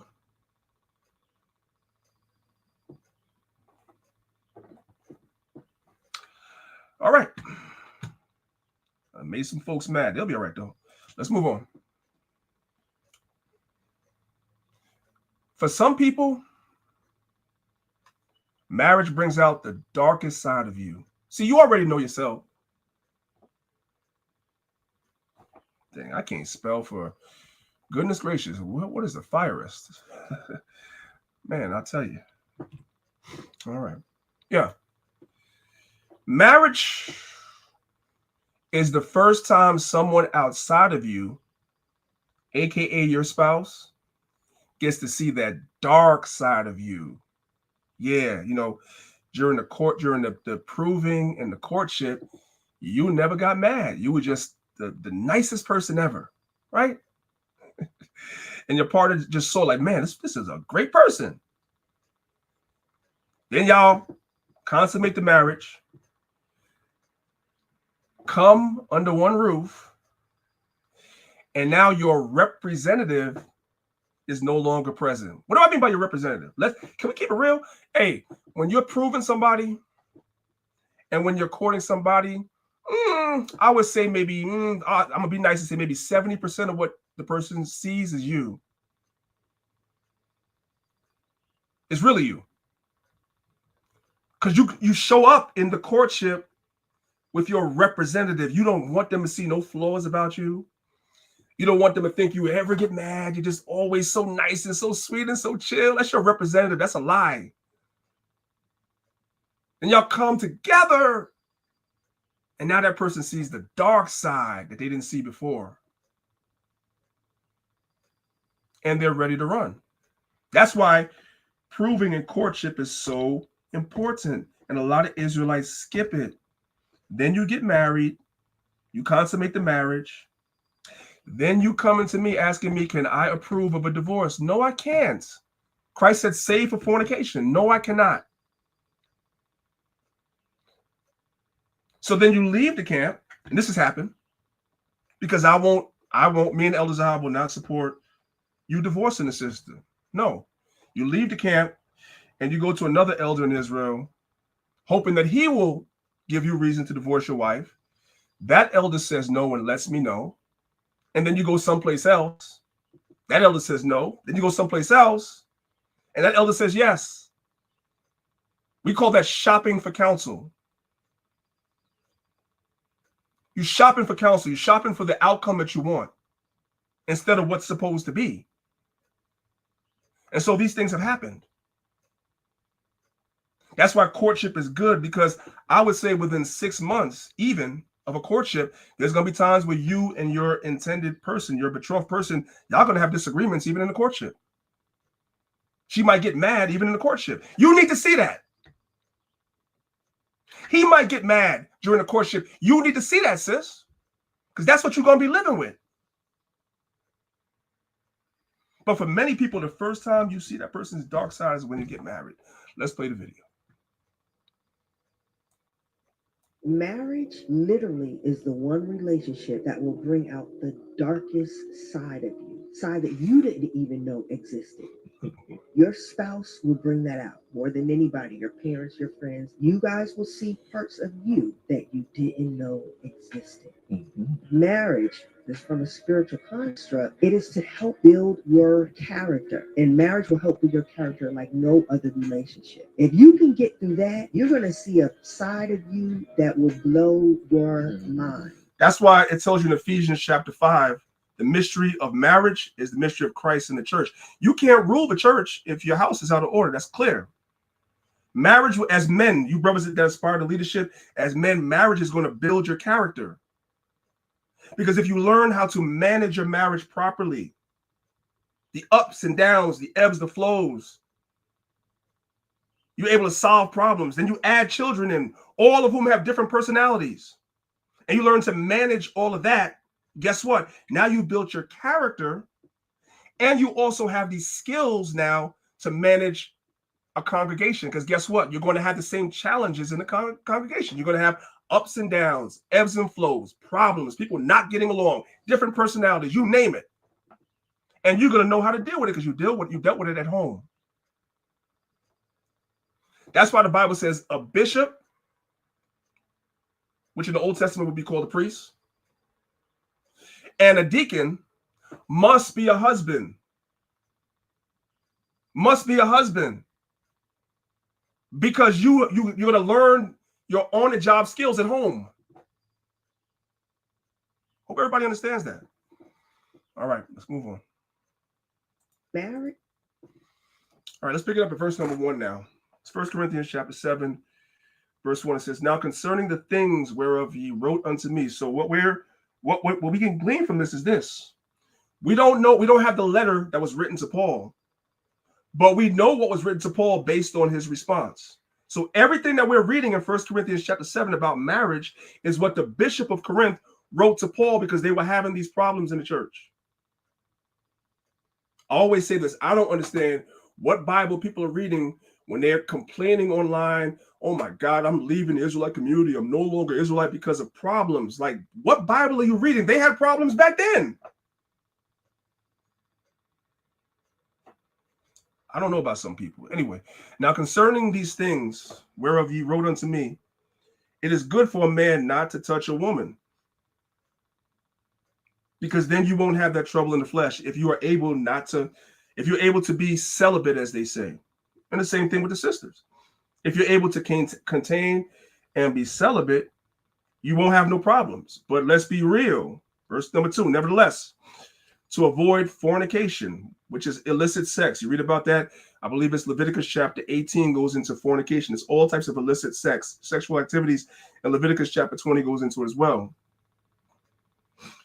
Let every man have his own wife. Now, some people interpret the scripture to say that you can only have one wife, but it's not. It says own, not one. Even in the scripture in Timothy where it says the bishop should be the husband of one wife, when you read it in the Greek, the word is not one as in the number one. It means that you have to have a wife to be a bishop. Camps that don't deal with the language don't understand that. So they look at the English and think that that's the meaning. When you go deeper, that's not the meaning. It's actually letting you know that a bishop or deacon has to be a husband because he has to manage his house before he can manage God's house. I just want to say that. And maybe I'll do a lesson on that one day. But let every man have his own wife. So remember in verse number 1, Paul spoke about the things that they wrote to him about. What did they write to him about? It's 2 chapters earlier. Let's look at 1 Corinthians chapter 5. Starting from verse number 1. It is reported commonly that there is fornication amongst you, illicit sex, and such fornication as is not so much as named amongst the Gentiles, that one should have his father's wife. So instead of this brother getting his own woman, right, this brother was laying with his father's wife. That's what Paul is referring to 2 chapters later in 1 Corinthians chapter 7. Picking it up from verse number 2 again. Nevertheless, to avoid fornication. What fornication? We just read about it in chapter 5. The example was a man having his father's wife. Let every man have his own wife. You should not be with your father's wife. There shouldn't be so much. Let me try to find I'm gonna name it after a TV show. There shouldn't be so much wife swapping in Israel. That's a problem too. You brothers that are leaders of camps, if a sister shows up at your doorstep saying she wants to join your camp, you need to be asking questions. You need to be asking questions, period, for anybody that wants to join the camp, but especially for the sisters. Because there have been situations in Israel in the past where a beautiful sister will be in the camp, and then for whatever reason she'll leave. And she'll go to Camp B. And of course, the brother, the leaders, lusting. Let's be real. Like I said, we're going to be real today. Lusting They don't even check the sister's character, nothing. They don't consult with the other camp. She's pretty, let her in. Next thing you know, said leader is now in relation with the woman. Remember the scenario? He didn't do any checking, any fact checking. Then we come to find out that sister actually was a runaway bride. Her and her husband wasn't getting along. They had separated for a period of time. She took the separation as permanent. The brother understood the scriptures. The separation was not permanent. You're supposed to be reconciled to each other, which we're going to read soon. But she had other ideas. So she jumps to Camp B, gets involved with the leader. Now the husband comes back and he's like, that's my wife. Who's at fault in the situation? Well, we're going to start with the main person, the leader, because he didn't do his due diligence. And then the wife. And lastly, the husband, because the husband should have told the woman that the separation is not permanent. So these things that were happening in Corinth have happened in the Israelite community. I've seen them. Let's continue. And let every woman have her own husband. Some of you sisters be in the truth. You come in, and instead of you getting your own husband, you plotting on another sister's husband. Not to become wife number two. No, you want to take her place. That's a worldly mentality. See, in the world, we understand the way women think. Women are attracted to masculinity. Feminine women are attracted to masculinity. Feminine women are attracted to power. They're attracted to status. They're attracted to those things for real in real life. That's just what women are attracted to. A woman's nature does not change when she comes into the truth. When certain sisters come into the truth, the first men that they're looking at is who's running things around here. Who's the guy that all the other people look up to? That's who I want. And then if he has a wife, because as I always tell people, although we don't practice polygyny, and nobody in our camp is polygynous, we understand that the scriptures don't prohibit it. So instead of you, if you like the man that much, trying to go about it the right way by talking to the man and talking to the wife, whatever like that, like you're supposed to do, no, you're trying to replace her. That's wicked too. Let's move on. Verse 3. It says, let the husband render unto his wife due benevolence, and likewise also the wife unto her husband. Wow, that's a lot right there. We got to unpack that. It kind of was already referenced in a video earlier. No, matter of fact, I'm sorry, on that chart earlier, it was already referenced. But now we circle right back, and now we're back where we started. What does this word benevolence actually imply? Well, if you guys are watching the PowerPoint, you guys can see the Greek word there is eunoia. Eunoia, which is translated in English as benevolence. The husband has to render benevolence. The wife has to render benevolence to the husband. And also the husband has to render benevolence to the wife. It's supposed to be reciprocal, right? Give and a take. Well, what does eunoia actually mean? Well, eunoia means goodwill and kindness. You have to be kind to each other.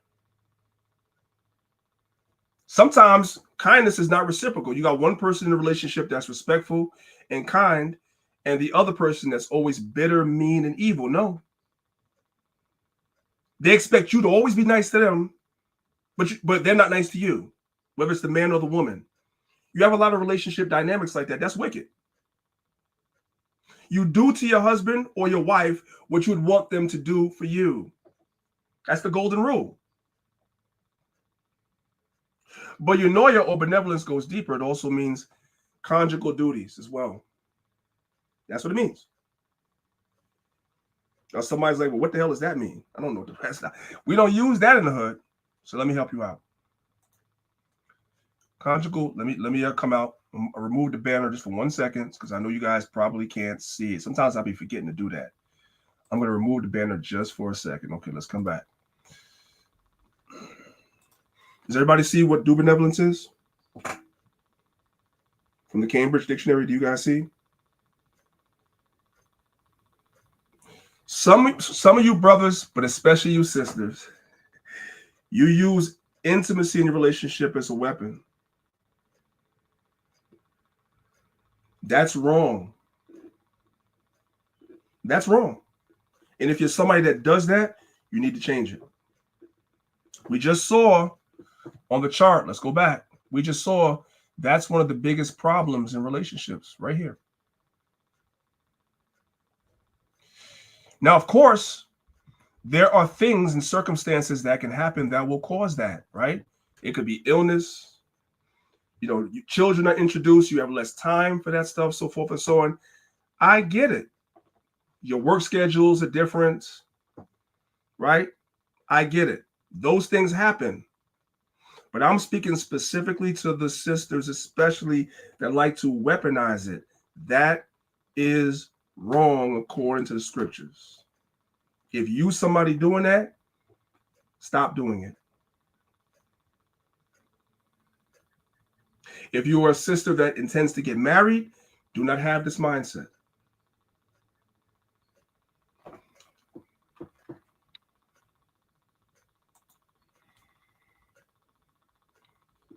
Let me let the sister cook. Listen. So, ladies, you might not like what I'm about to say right now, but I need for you to listen. Ladies, in our relationships and in our marriages, we have to stop depriving our men of sex, okay? Let me tell you why. When you deprive your man of sex, it not only messes with him mentally, physically, and emotionally, but it also creates division in your relationship. See, ladies, sex is very important. And for some reason, we feel like after we get in a relationship or we get married, that it's no longer a top priority, when in actuality, it should be a top priority. Trust me, I get it. We, as women, you know, we work now, we take care of the kids. We have a lot on our plate as well. And a lot of times we just don't prioritize sex. But here's the thing. If you're not prioritizing sex in your relationship or in your marriage, best believe that man is getting it somewhere else. And I hate to say it like that, but that's just what it is. And the thing is, a lot of times when we find out that man is getting sex elsewhere, we want to get mad and blame him and call him a cheater. But in actuality, if you just would have been giving him some 2 to 3 times out the week anyway, you probably wouldn't have had to worry about him sneaking down the street. You get what I'm saying? So ladies, let's just do better. Let's make it a point to start prioritizing sex in our relationships, okay? Now, I had to let her say it because when I was saying it, I know to the sisters, it sounded like, wah, wah, wah, wah, wah, wah, wah. You're not hearing it from me. So I had to let her tell you. Because if I said, you're just a man. Okay, cool. Hopefully now you guys get it. But there's always a flip side, bro. There's always a flip side to everything, guys. Let's listen to this real quick. I had an expectation before we got married, and now we married, and that expectation not being met. And I don't feel like we have conversations. We don't talk about it. We don't deal with it. And I ain't getting enough sex, and the temptation is rising and help me, you know, with something. I can't tell my wife that I'm being tempted, or I can't tell my husband I'm being tempted, but I just know I'm not getting it enough, and something gonna have to shake. I would say what you were, I felt like alluding to is we have to talk about it because there is some reasoning behind it. There's always the reasoning behind why it's not taking place. And you said for the person who has this expectation, was your expectation realistic?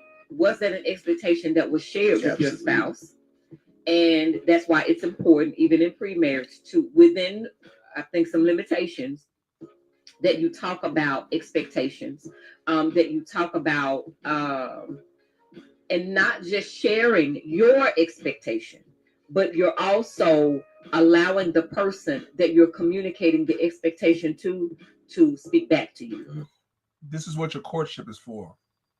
Put a lot of brothers and sisters in this where you skip the courtship, jump into the bed, and then you have problems later. because we always feel like, well, I told you how I felt, and that was supposed to be enough. And it's like, yeah, no. How do you feel about what I shared? Are you in agreement with this, or did you just let me say that, yeah, I expected it 5 days a week and you didn't send them back? So yeah, I just assumed that we was both on the same page. And it's like, yeah, no. Let's make sure that when we're communicating about sex, that you do say what you want. Let your request be made known unto your spouse, but you also sit and you listen to hear what your spouse has to say about your request. Because if not, your request will continue to not be met. Your needs will not be met because there was not an agreement. Okay. So that's it, guys. You guys heard it right there. I don't think I need to add to that at all. Now, 5 needs that men have. I want you guys to listen to this video very carefully. Listen, sisters. Ladies, these are 5 emotional needs that men need in order to be happy in a marriage. Number 1, he has a need for an attractive spouse. His definition of attraction, not yours. Number 2, he has a need for sexual fulfillment. Typically, men need sex about 10 times more than a woman. Number 3, he has a need to be respected and... Do you sisters understand why? If you sisters don't understand why, that is because men have a hormone called testosterone. There's a hormone that men have in abundance that women have a little bit less of. It's called testosterone. That's why. There was a woman, I know people were sharing a story on TikTok. There was a woman that had to take some type of testosterone therapy for something. I don't remember what it was, but it's not even important to the story. So the doctors wound up shooting her up with testosterone for whatever ailment or illness that she had. And she was saying that when she got shot up with that testosterone, her sexual desires went through the roof. She understood what it was like to be a man. I'm not trying to be funny, but she said she was literally walking around wanting to jump on every man that she saw. It was her first time walking in a man's shoes. So men have certain needs because of the way that we are constructed and testosterone. If a man has a low drive, it usually means that he doesn't have enough testosterone or low testosterone, which is a thing amongst men, especially as they age. And so there's all types of things you can do to naturally to kind of help that. You know what I'm saying? Y'all can talk to the sister Malika. She'll be able to help you with that. Let's continue, guys. Number 2, he has a need for sexual fulfillment. Typically, men need sex about 10 times more than a woman. Number 3, he has a need to be respected and honored by his wife at all times. You have to find out his definition of that. Number 4, he has a need for recreational support. Let him watch basketball or watch basketball with him. Let him play sports or play sports with him. How do y'all sisters have a problem with that? You have a problem with your man watching the basketball game? And yes, some brothers are into playing video games and stuff like that. You know what I'm saying? Maybe sit down and grab the controller and play NBA 2K with him. It's fun. You know what I'm saying? I was even contemplating maybe, getting a PlayStation or something just to play the basketball game and the baseball game only, really. That's it. But there's nothing wrong with it. However he is able to relieve his stress. Why do you have a problem with that? Anyway, let's continue. And then number 5, he has a need for domestic support. There are some men that are wired in such a way, they want their wives to be able to take care of the home. If both of you work, you have to share the responsibilities because that's too much on a woman. Those are the 5 emotional needs of a man. Follow us for more advice and wisdom on ladies. All right. Now, there's a converse side. In order for you brothers to get your conjugal needs met with the frequency that you want, there are certain things that women need as well. So now as men, we have to look in the mirror to see if we meet these expectations that women need. And by no means the 5 things that he said men need, that's not all men need, but those are 5 common needs. Likewise, the needs he's going to say that women have are not comprehensive. It's not all the needs they have, but these are basic needs that women have in order to get you into the door of getting what you want. So as a husband, are you meeting these? That's the question. Listen. There are 5 things that a woman or a wife needs in order to be happy in a relationship. Number 1, affection. her definition of affection, not your definition. Not every woman wants cars and not every woman wants flowers. Number two, she has a need to be able to communicate with her husband. Men need more sex, but women need more communication and affection. So did you guys catch that? And this is for everybody, especially men. Most men are not, they don't want to talk. They don't want to talk too much. Women love talking. They love talking. But you have to, whether you are a talker or not, whether you like, you got to work on that, brother. That's going to open the door to what you want.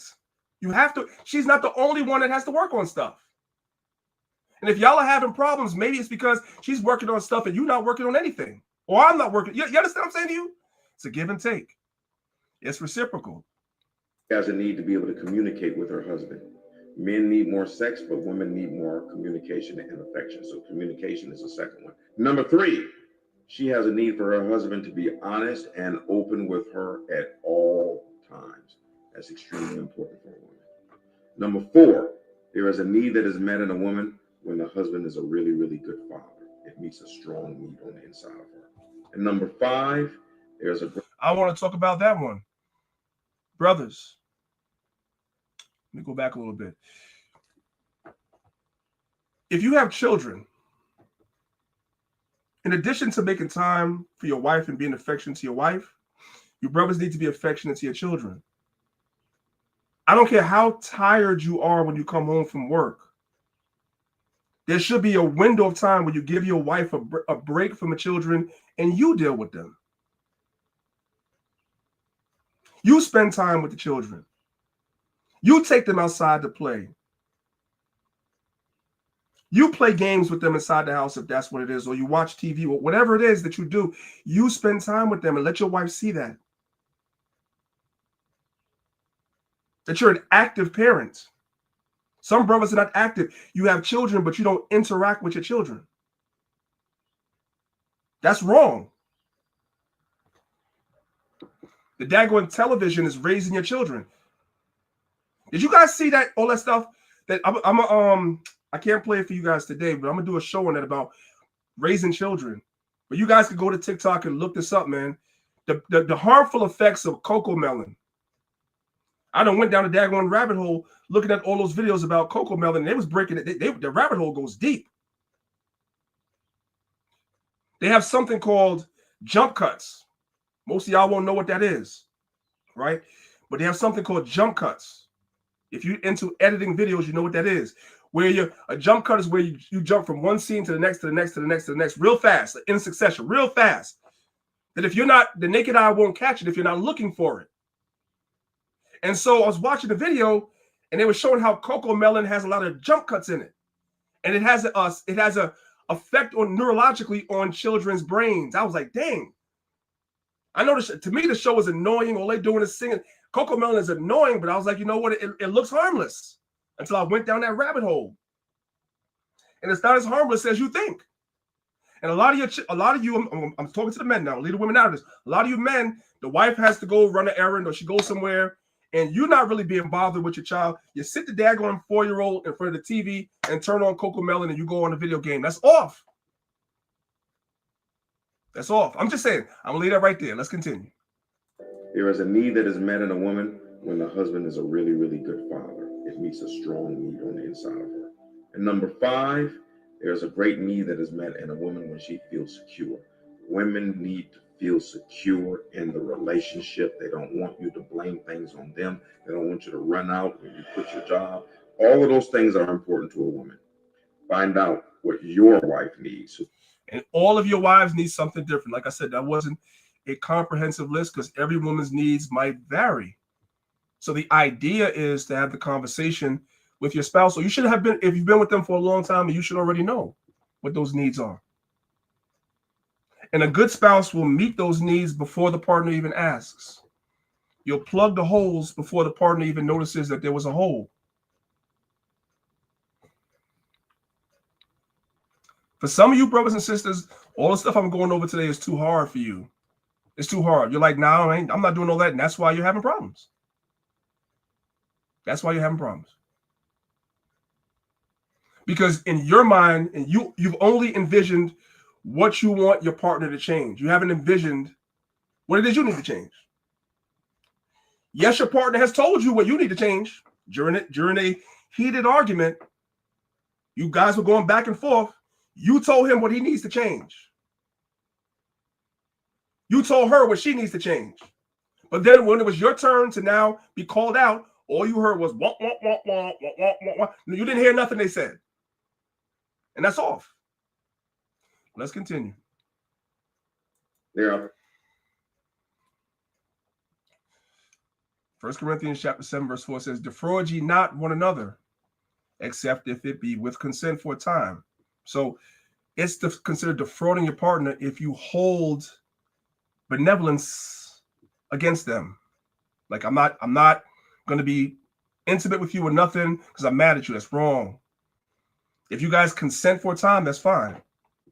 That ye may give yourselves to fasting and prayer and come together again. You may need a little time apart, pray on your relationship, whatever, work on it, and then come back together and come together again. That Satan tempt you not in your incontinency, because like the sister said in the video, especially for you sisters, if you do this too long, he's going to get it elsewhere, and then you're going to be mad.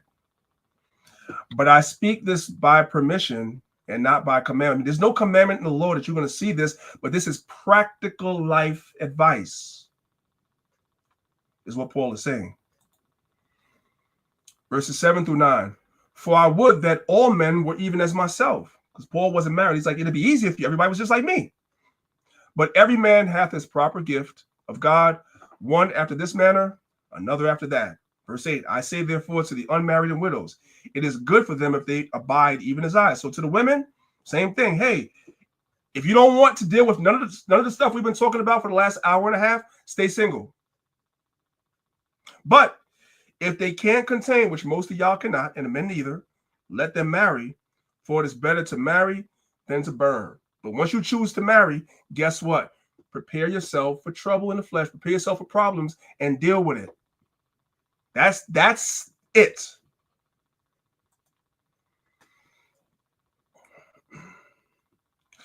I'm going to skip this slide for now because time is of the essence. Let's move on. Let's jump down to verse number 27 and 28. It says, art thou bound unto a wife? Seek not to be loosed. Art thou loose from a wife? Seek not a wife. But if thou marry, thou hast not sinned. And if a virgin marry, she hath not sinned. Nevertheless, such shall have trouble in the flesh, but I spare you. Let's watch this video really quickly. Listen. In your healthiest relationships and marriages, it will not only bring out the best version of you, but what people don't often reveal is that it will also bring out the worst version of you. In order for the best version of yourself to emerge, the worst version of yourself must exit the premises. And usually in your healthiest relationships, the reason why many spouses can say that the other person has saw the worst in them is because they felt safe and secure enough to allow the person, the things, the habits, the proclivities that have been suppressed and hidden for so long to come out from hiding, because they trust the other person won't leave when they see the worst version of themselves. In your healthiest marriages and even relationships, the worst of you has to come out in order for the best version of you to ever emerge. And when you're with the right person, they will love you and they will they'll love you and they won't bail on you in the hard times when things get tough. That's what they do in the world. But Paul is saying that's not what we do in Christ, in the Mashiach Yahushua. That's not what we do. Let's pick it up in verse number 12. It says, but to the rest speak I, not the Lord. If any brother hath a wife that believe not, and she be pleased to dwell with him, let him not put her away. What does it mean to a woman being pleased to dwell with you? I'm going to give you guys a practical example really quickly. It means that if you are married to a woman and she's, let's say, not in the faith the way you're in the faith, she may not be a believer, but you guys had a conversation, everything that we read about before, you guys had a conversation about your marriage, and she respects you. She's not going to cook pork in your house. She's not going to put up a Christmas tree in your house. She's not going to do anything that's against what it is you do, what it is you believe, because she respects you. So if your wife is doing those things, even if she's not in the truth, you should not put her away. You should not put her away. Some brothers put her away simply because she doesn't believe as you believe. If she's not going against what it is you believe, why are you putting her away? For what? Verse 13. And the woman which hath an husband that believeth not, and if he be pleased to dwell with her, let her not leave him. Sometimes we have sisters that come into the truth. The husband is still in the world, but the husband is pleased to dwell with her. In other words, he also doesn't break any laws or do anything against her beliefs because he loves her. He may not believe as she does, but he loves her. You got wicked niggas that will tell that sister to leave him just so he could have her. That is wicked. And that's not what the Bible says. If that man is staying with her, even though she's in the truth, allowing her to come to class, allowing her to be online in classes, allowing her to participate, all those things, he's not bringing a Christmas tree in the house. He's not celebrating Easter. He's not cooking bacon and ham hocks in the house. Why should she leave him? Verse 14, for the unbelieving husband is sanctified by the wife, and the unbelieving wife is sanctified by the husband. Else were your children unclean, but now they are holy, because that unbelieving husband or wife in the house is not going against the Most High's laws. So there's no reason for you to put them away. If the spouse was going against the Most High's laws, then your children will also more likely than not be participating in those wicked things, but it's not happening. So there's no reason for you to put those away. Verse 15, but if the unbelieving depart, let him depart. A brother or sister is not under bondage in such cases, but God hath called us to peace. So if your unbelieving spouse leaves, then that's it. Then you're free to move on. But don't just put them away just because. Verse 16. For what knowest thou, O wife, whether thou shalt save thy husband, or how knowest thou, O man, whether thou shalt save thy wife? Right, because by putting them away, you didn't even give them ample opportunity to come into the truth. Sometimes, brothers and sisters, an unbelieving spouse may be an unbeliever for a period of time, but based on the changes they might see in you and your life and certain things, your life might persuade them to come into the truth eventually. Many times we're looking for it to happen instantaneously, but it can happen eventually. That's why I always tell people, you're not going to convince people to come into this truth simply by reading them a bunch of scriptures. The Bible is a bunch of words on a page in a book, like any other book. What makes the Bible different than any other book is because the words in the book are the words of life. And that is manifested in how we carry ourselves in our actions. That's the real Bible. Your actions and what people can see is the real Bible. So by your actions, you can convince people and sway people to come into this truth. And sometimes with your spouse, that may take time, especially if you were, if you were whatever you were in the world. As a brother, you know what that is, whatever you were doing in the world, and your wife, before you came to the truth, done seen that, and you make this miraculous change. She may not believe it right away. Same thing for you, sis. He may not believe it right away. And that actually has scriptural basis, because when you read Acts, the 9th chapter, I believe it's Acts chapter 9, when Paul was converted, the 12, first of all, dang, what's the guy he was sent to, man? I forgot. Why is it slipping me right now? He was sent to somebody in the book of Acts 9. I don't know why it's slipping me. But anyway, he was sent to somebody, and the Most High told this person, hey, Paul's going to come to you. And the person was like, man, that's not good. Slocky, y'all. That is not good. I can't sit on it. I got to go look and see who it was. Oh, man. Give me 1 second, y'all. I don't know why. I can't. Ananias, goodness gracious, Acts chapter 10, verse 9. Right, so let's look at verse 13. Then Ananias answered, Lord, I have heard by many of this man how much evil he hath done to thy saints at Jerusalem. And he hath authority from the chief priest to bind all that call on thy name. But the Lord said unto him, go thy way. He is a chosen vessel unto me to bear my name before the Gentiles and kings and the children of Israel. So Ananias knew what type of man Paul was. It was like, I don't believe it. I don't believe him. And you see the same thing later on in the chapter with the 12. But we're not talking about that right now. Let's come back to the PowerPoint. So such it is in a relationship or marriage. When somebody knows who you were and you make that change, Them following you behind in your new walk doesn't always happen right away. You need to understand that as a man or woman. Let's continue. Now, jumping back down to verse number 29 through 31. But this I say, brethren, the time is short, it remaineth that both they that have wives be as though they have none, right? Because the work comes first. You got to put the work first. Any sisters that desire to marry an Israelite man, especially a man that desires to be a teacher, just know you don't come first. I know Jaheim wrote a song said, put your woman first, but the Bible says you don't come first. He has to make time for you and render benevolence to you, kindness to you, time for you, but the work comes first. And you sisters have to understand that, or else don't get married. Verse 30, and they that weep as though they wept not, and they that rejoice as though they rejoice not, and they that buy as though they possess not, and they that use this world as not abusing it, for the fashion of this world passeth away. Now here's some tips. Here's some solutions. We got to get to some solutions right now. So this goes for men and women. Solution number one, in a marriage, if you want to keep the disagreements at a minimum, watch your mouth. This is Proverbs 15, verse 1. It says, a soft answer turneth away wrath, but grievous words stir up anger. Sometimes just the way that you talk to somebody can be the difference between a big blowout, a big argument, and peace.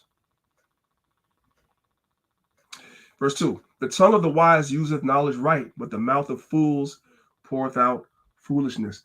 Think before you speak. Before you answer, let the words kind of roll around in your mind before you utter it.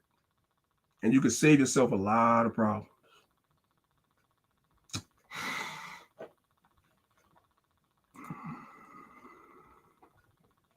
Sisters, if you want something done, nagging is not the answer. It's not. And that's tough for y'all. This is Proverbs 25, verse 15. It says, by long forbearing is a prince persuaded, and a soft tongue breaketh the bone. By long forbearing is a prince persuaded. Sometimes you got to ask your husband to do something. You want him to do something. He may not move and do it at your liking, at the pace that you want.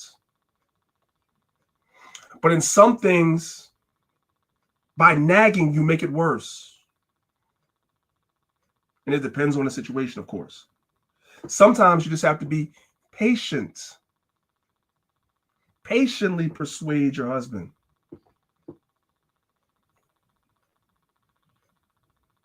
Think about it. Nagging doesn't get it done. All it does is start arguments.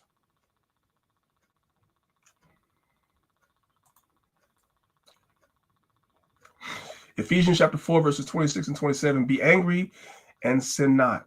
Let not the sun go down upon your wrath. Neither give place to the devil. You could be angry with your spouse, but you can't sin. The Bible gives us guidelines as men as to what we are supposed to do as far as the relationship is concerned, how we're supposed to treat our wives, what we're expected to do for our household. And you cannot hold your wife victim. Let's just say that you have a wife that's a stay-at-home wife, and weekly you get paid and you give her a certain amount of money to pay the bills. You give her a certain amount of money to get the groceries, let's say, and you give her a certain amount of money for herself to do with what she likes. I'm just using an extreme example. And this is the pattern in your relationship. And y'all have an argument and you're mad. You're not supposed to deprive her of the things that you normally do just because you're mad. That's wrong and that's petty. And a lot of people do that, and all it does is prolong the argument. You a stay-at-home wife. You normally cook for your husband, so when he comes home, he has a hot meal. but you're mad. So you decide, I'm going to be petty. So you just cook enough food for you and you eat and don't leave them any. That's wicked. You know, I want y'all to know that people actually do stuff like that. I've sat in on too many marriages. People do stuff like that, which is crazy. Anyway, here's a good one. Proverbs 11, verse 14. Seek help early, please, brothers and sisters. Where no counsel is, the people fall, but in the multitude of counselors, there is safety. A lot of councils I sit in and listen to couples talking about their issues. Sometimes I get really mad. I don't show it, but I get really upset with certain things y'all tell me. You know what's the number one thing that I get upset about? When you guys will be sitting in a council, and then I'm like, well, how long has this been going on? Yeah, we've been having this problem for 3 years. Like, what? What? And now you only coming to me because it done blew up to the point where you can't control it anymore. Instead of seeking counsel early to alleviate the situation, you come to me or Elder Zahab or anybody else's counsel. You come to us when the problem is blown out of proportion. No. If you guys are in a relationship and there are impasses that you can't get over, seek counsel sooner, not later.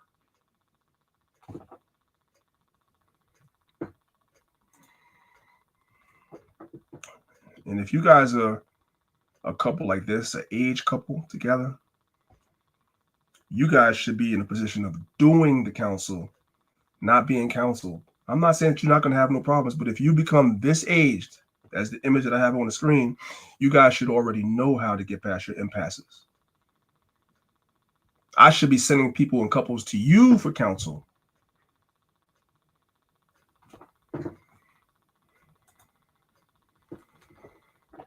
This is Colossians chapter 3. I'm going to read verses 13 and 14. It says, forbearing one another and forgiving one another. We got to look up this word forbearing because somebody doesn't know what that means. So let's look it up, dictionary.com.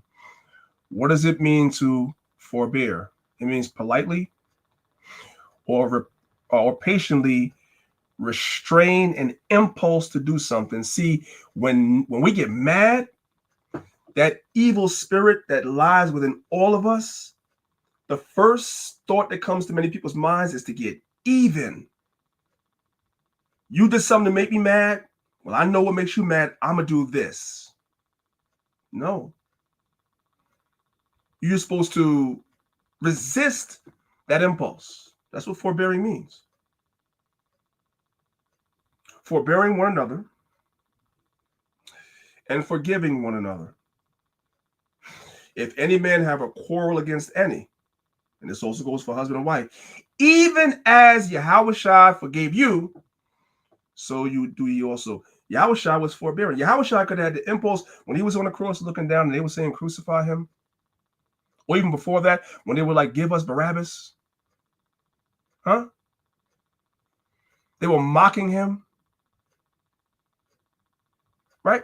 Well, even before that, when they had that kangaroo council, where they brought false witnesses. He had plenty of reason to have an impulse to lash out. And while he was at that council, he turns around and his man, Peter, is denying him. I don't know that guy. In most instances, human nature, all of us, let's not lie. In most instances, human nature would be like, I can't. Yo, the hell with that guy. That's human nature. But the Bible says Christ forbear us. He didn't give in to the impulse to do something to get even. So since Yahushua didn't do that, what is our relationship supposed to look like? The same thing. And that takes work.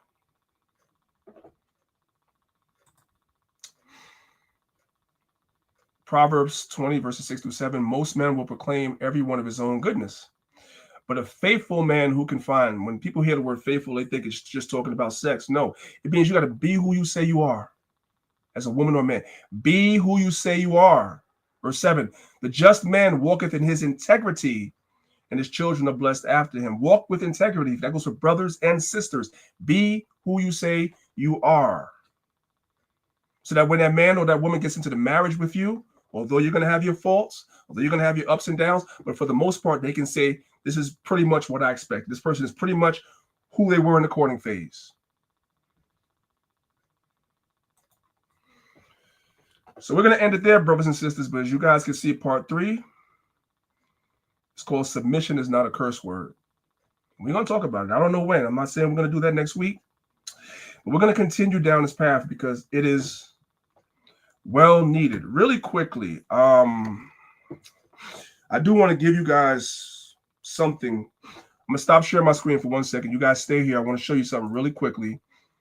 I'm going to stop sharing my screen. In the meantime, if the lesson was helpful, you guys put 1 in the chat. Let me know. Elder Zahab, if you want to say anything real quick, I want to pull something up for the family. But in the meantime, if you want to say anything, you could go ahead and talk.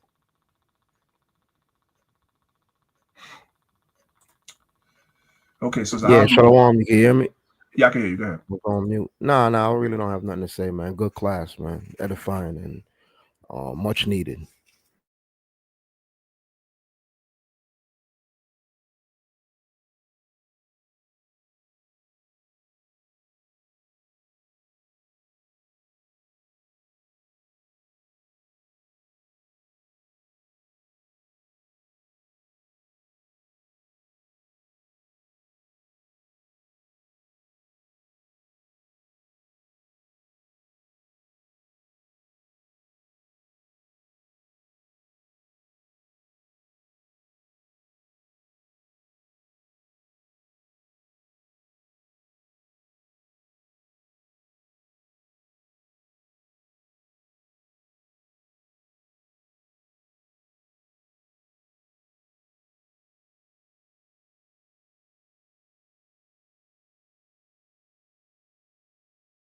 Okay, y'all just hang in there with me. I found it. So real quick, give me 1 second.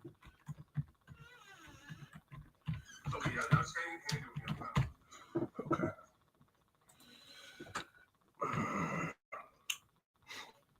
All right, let me share my screen real quick. I want you guys to see this. I want to shout out my good brother Mavu. Beautiful brother. By the way, Mavu came to our first fruit celebration, so it's beautiful to meet the brother finally in the flesh.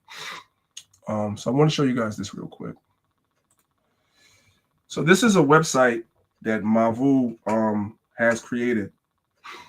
And the Most High put it on his spirit. He's been married to his wife, I want to say, for maybe almost 20 years.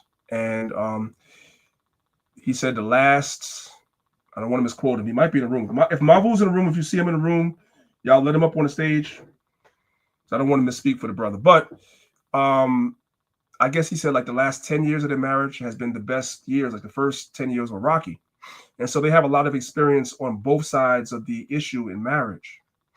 And so him and his wife put together this book. This is the website. It's called leadandsubmit.com. Leadandsubmit.com. And Mavu actually wrote a book about this. It's like a guideline that brothers and sisters can use and read. I would suggest everybody reads this. To take you down the path of different things and different scenarios that could happen in marriage that could help your marriage if and when there's nobody else around but you and her. So now you guys can see, of course, I wouldn't want you to do this right now, but you guys can see the book is available for purchase. But look at what the brother did. If you can't afford to buy the book, he provides you a link where you could download this book for free. But if you can afford to support the brother, I would ask that you brothers and sisters support the brother. All right? Who is this book for? It's for anyone who loves God and wants to master marriage his way. When you're speaking, preparing, restoring, or leading the next generation. Strengthen your covenant with God, designed for leadership and submission. Find clarity, correction, and hope through scripture, not psychology, etc., etc. This is a great book. So guys, make sure you guys download this book. Again, the website is leadandsubmit.com. I would ask that you guys purchase it. But if you don't, if you can't afford it, he is offering it for free, which I think is a beautiful thing because most times, most Israelites don't give nothing away for free. Let's just be real. So all praises to the brother Mavu for that. That was a wonderful thing that he's doing. All right. Yeah. So okay. So brothers and sisters, real quick, just a couple of announcements. The Academy is coming back. I said on the screen it says September 7th, but I might even open the Academy for enrollment in August, I believe. I've been working on it very, very hard the last couple of days. So the Academy might come back in August, I believe. I'll give you guys more information, but there is an email scrolling right now at the bottom of the screen for anybody that's interested in doing the Academy. We prefer people who do the Academy that want to join the congregation, honestly.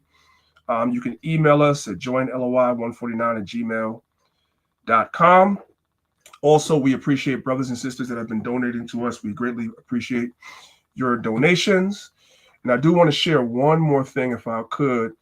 Our Detroit camp, our Detroit camp is having a, let me change it. There it goes. Our Detroit camp is having a fundraiser July the 13th from 12 to 8 o'clock. You guys can actually email them, loydetroit12@gmail.com, to find out where it's going to take place, or you can call that number on the screen as well. We're calling all the camps in Detroit that like to fellowship, that have the brotherhood and the sisterhood, to come out together and support LOI camp in Detroit, Michigan. All right. And make sure you guys also tune into their class. Their class is on Fridays, I believe, at 9 p.m. Eastern time, if I'm correct. If I'm not correct, Detroit, put in the chat what time your class actually is, but I believe it's 9 o'clock usually on a Friday evening. So if you guys want any further information, you can reach out to them and they'll tell you exactly what it is. All right. Once again, myself and Elder Zahar, we appreciate you brothers and sisters coming through every week. Again, make sure you guys subscribe to the YouTube channel if you are not already subscribed.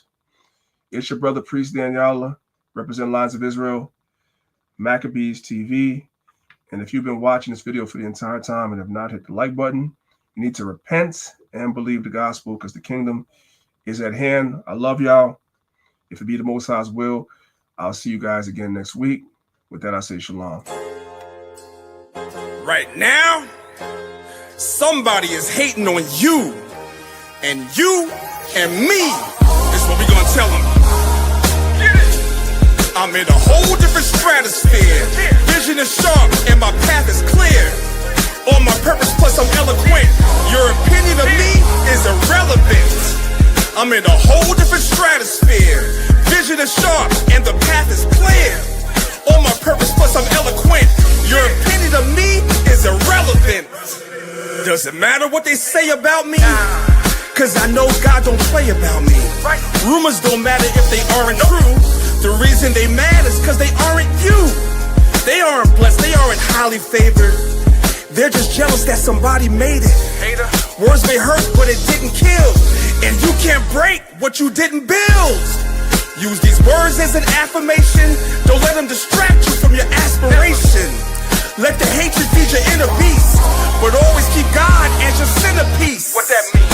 You gotta be in B with it. Always. Don't stand for nothing, then you need to sit and watch the real soldiers take a risk. If you relate to this, then homie, make a fist. I'm in a whole different stratosphere. Vision is sharp and my path is clear. On my purpose, plus I'm eloquent. Your opinion of me is irrelevant. I'm in a whole different stratosphere. Vision is sharp and the path is clear. On my purpose, plus I'm eloquent. Your opinion of me is irrelevant. If the keyboard is crazy and the drum pad is kicking, you can pass me the mic. I'm about to start spitting. Will they love me, feel me, relate to me, lyrically, hate me, despise me, corrupt inside spiritually? It's the times that we're living in. No selling my soul, there's no giving in. I ain't waiting on a Judas purse. Trained till the arms are bulging through the shirts. Get the picture, that's what cameras do. Protect what I own, I got hammers too. Prefer peace and I'm praying on it. Club shame, let Damon weigh in on it. Use these words as an affirmation.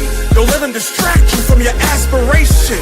Knowledge and wisdom helps you free yourself, and success will find you, so be yourself. I'm in a whole different stratosphere. Vision is sharp and my path is clear. On my purpose, plus I'm eloquent. Your opinion of me is irrelevant. I'm in a whole different stratosphere. Vision is sharp and the path is clear.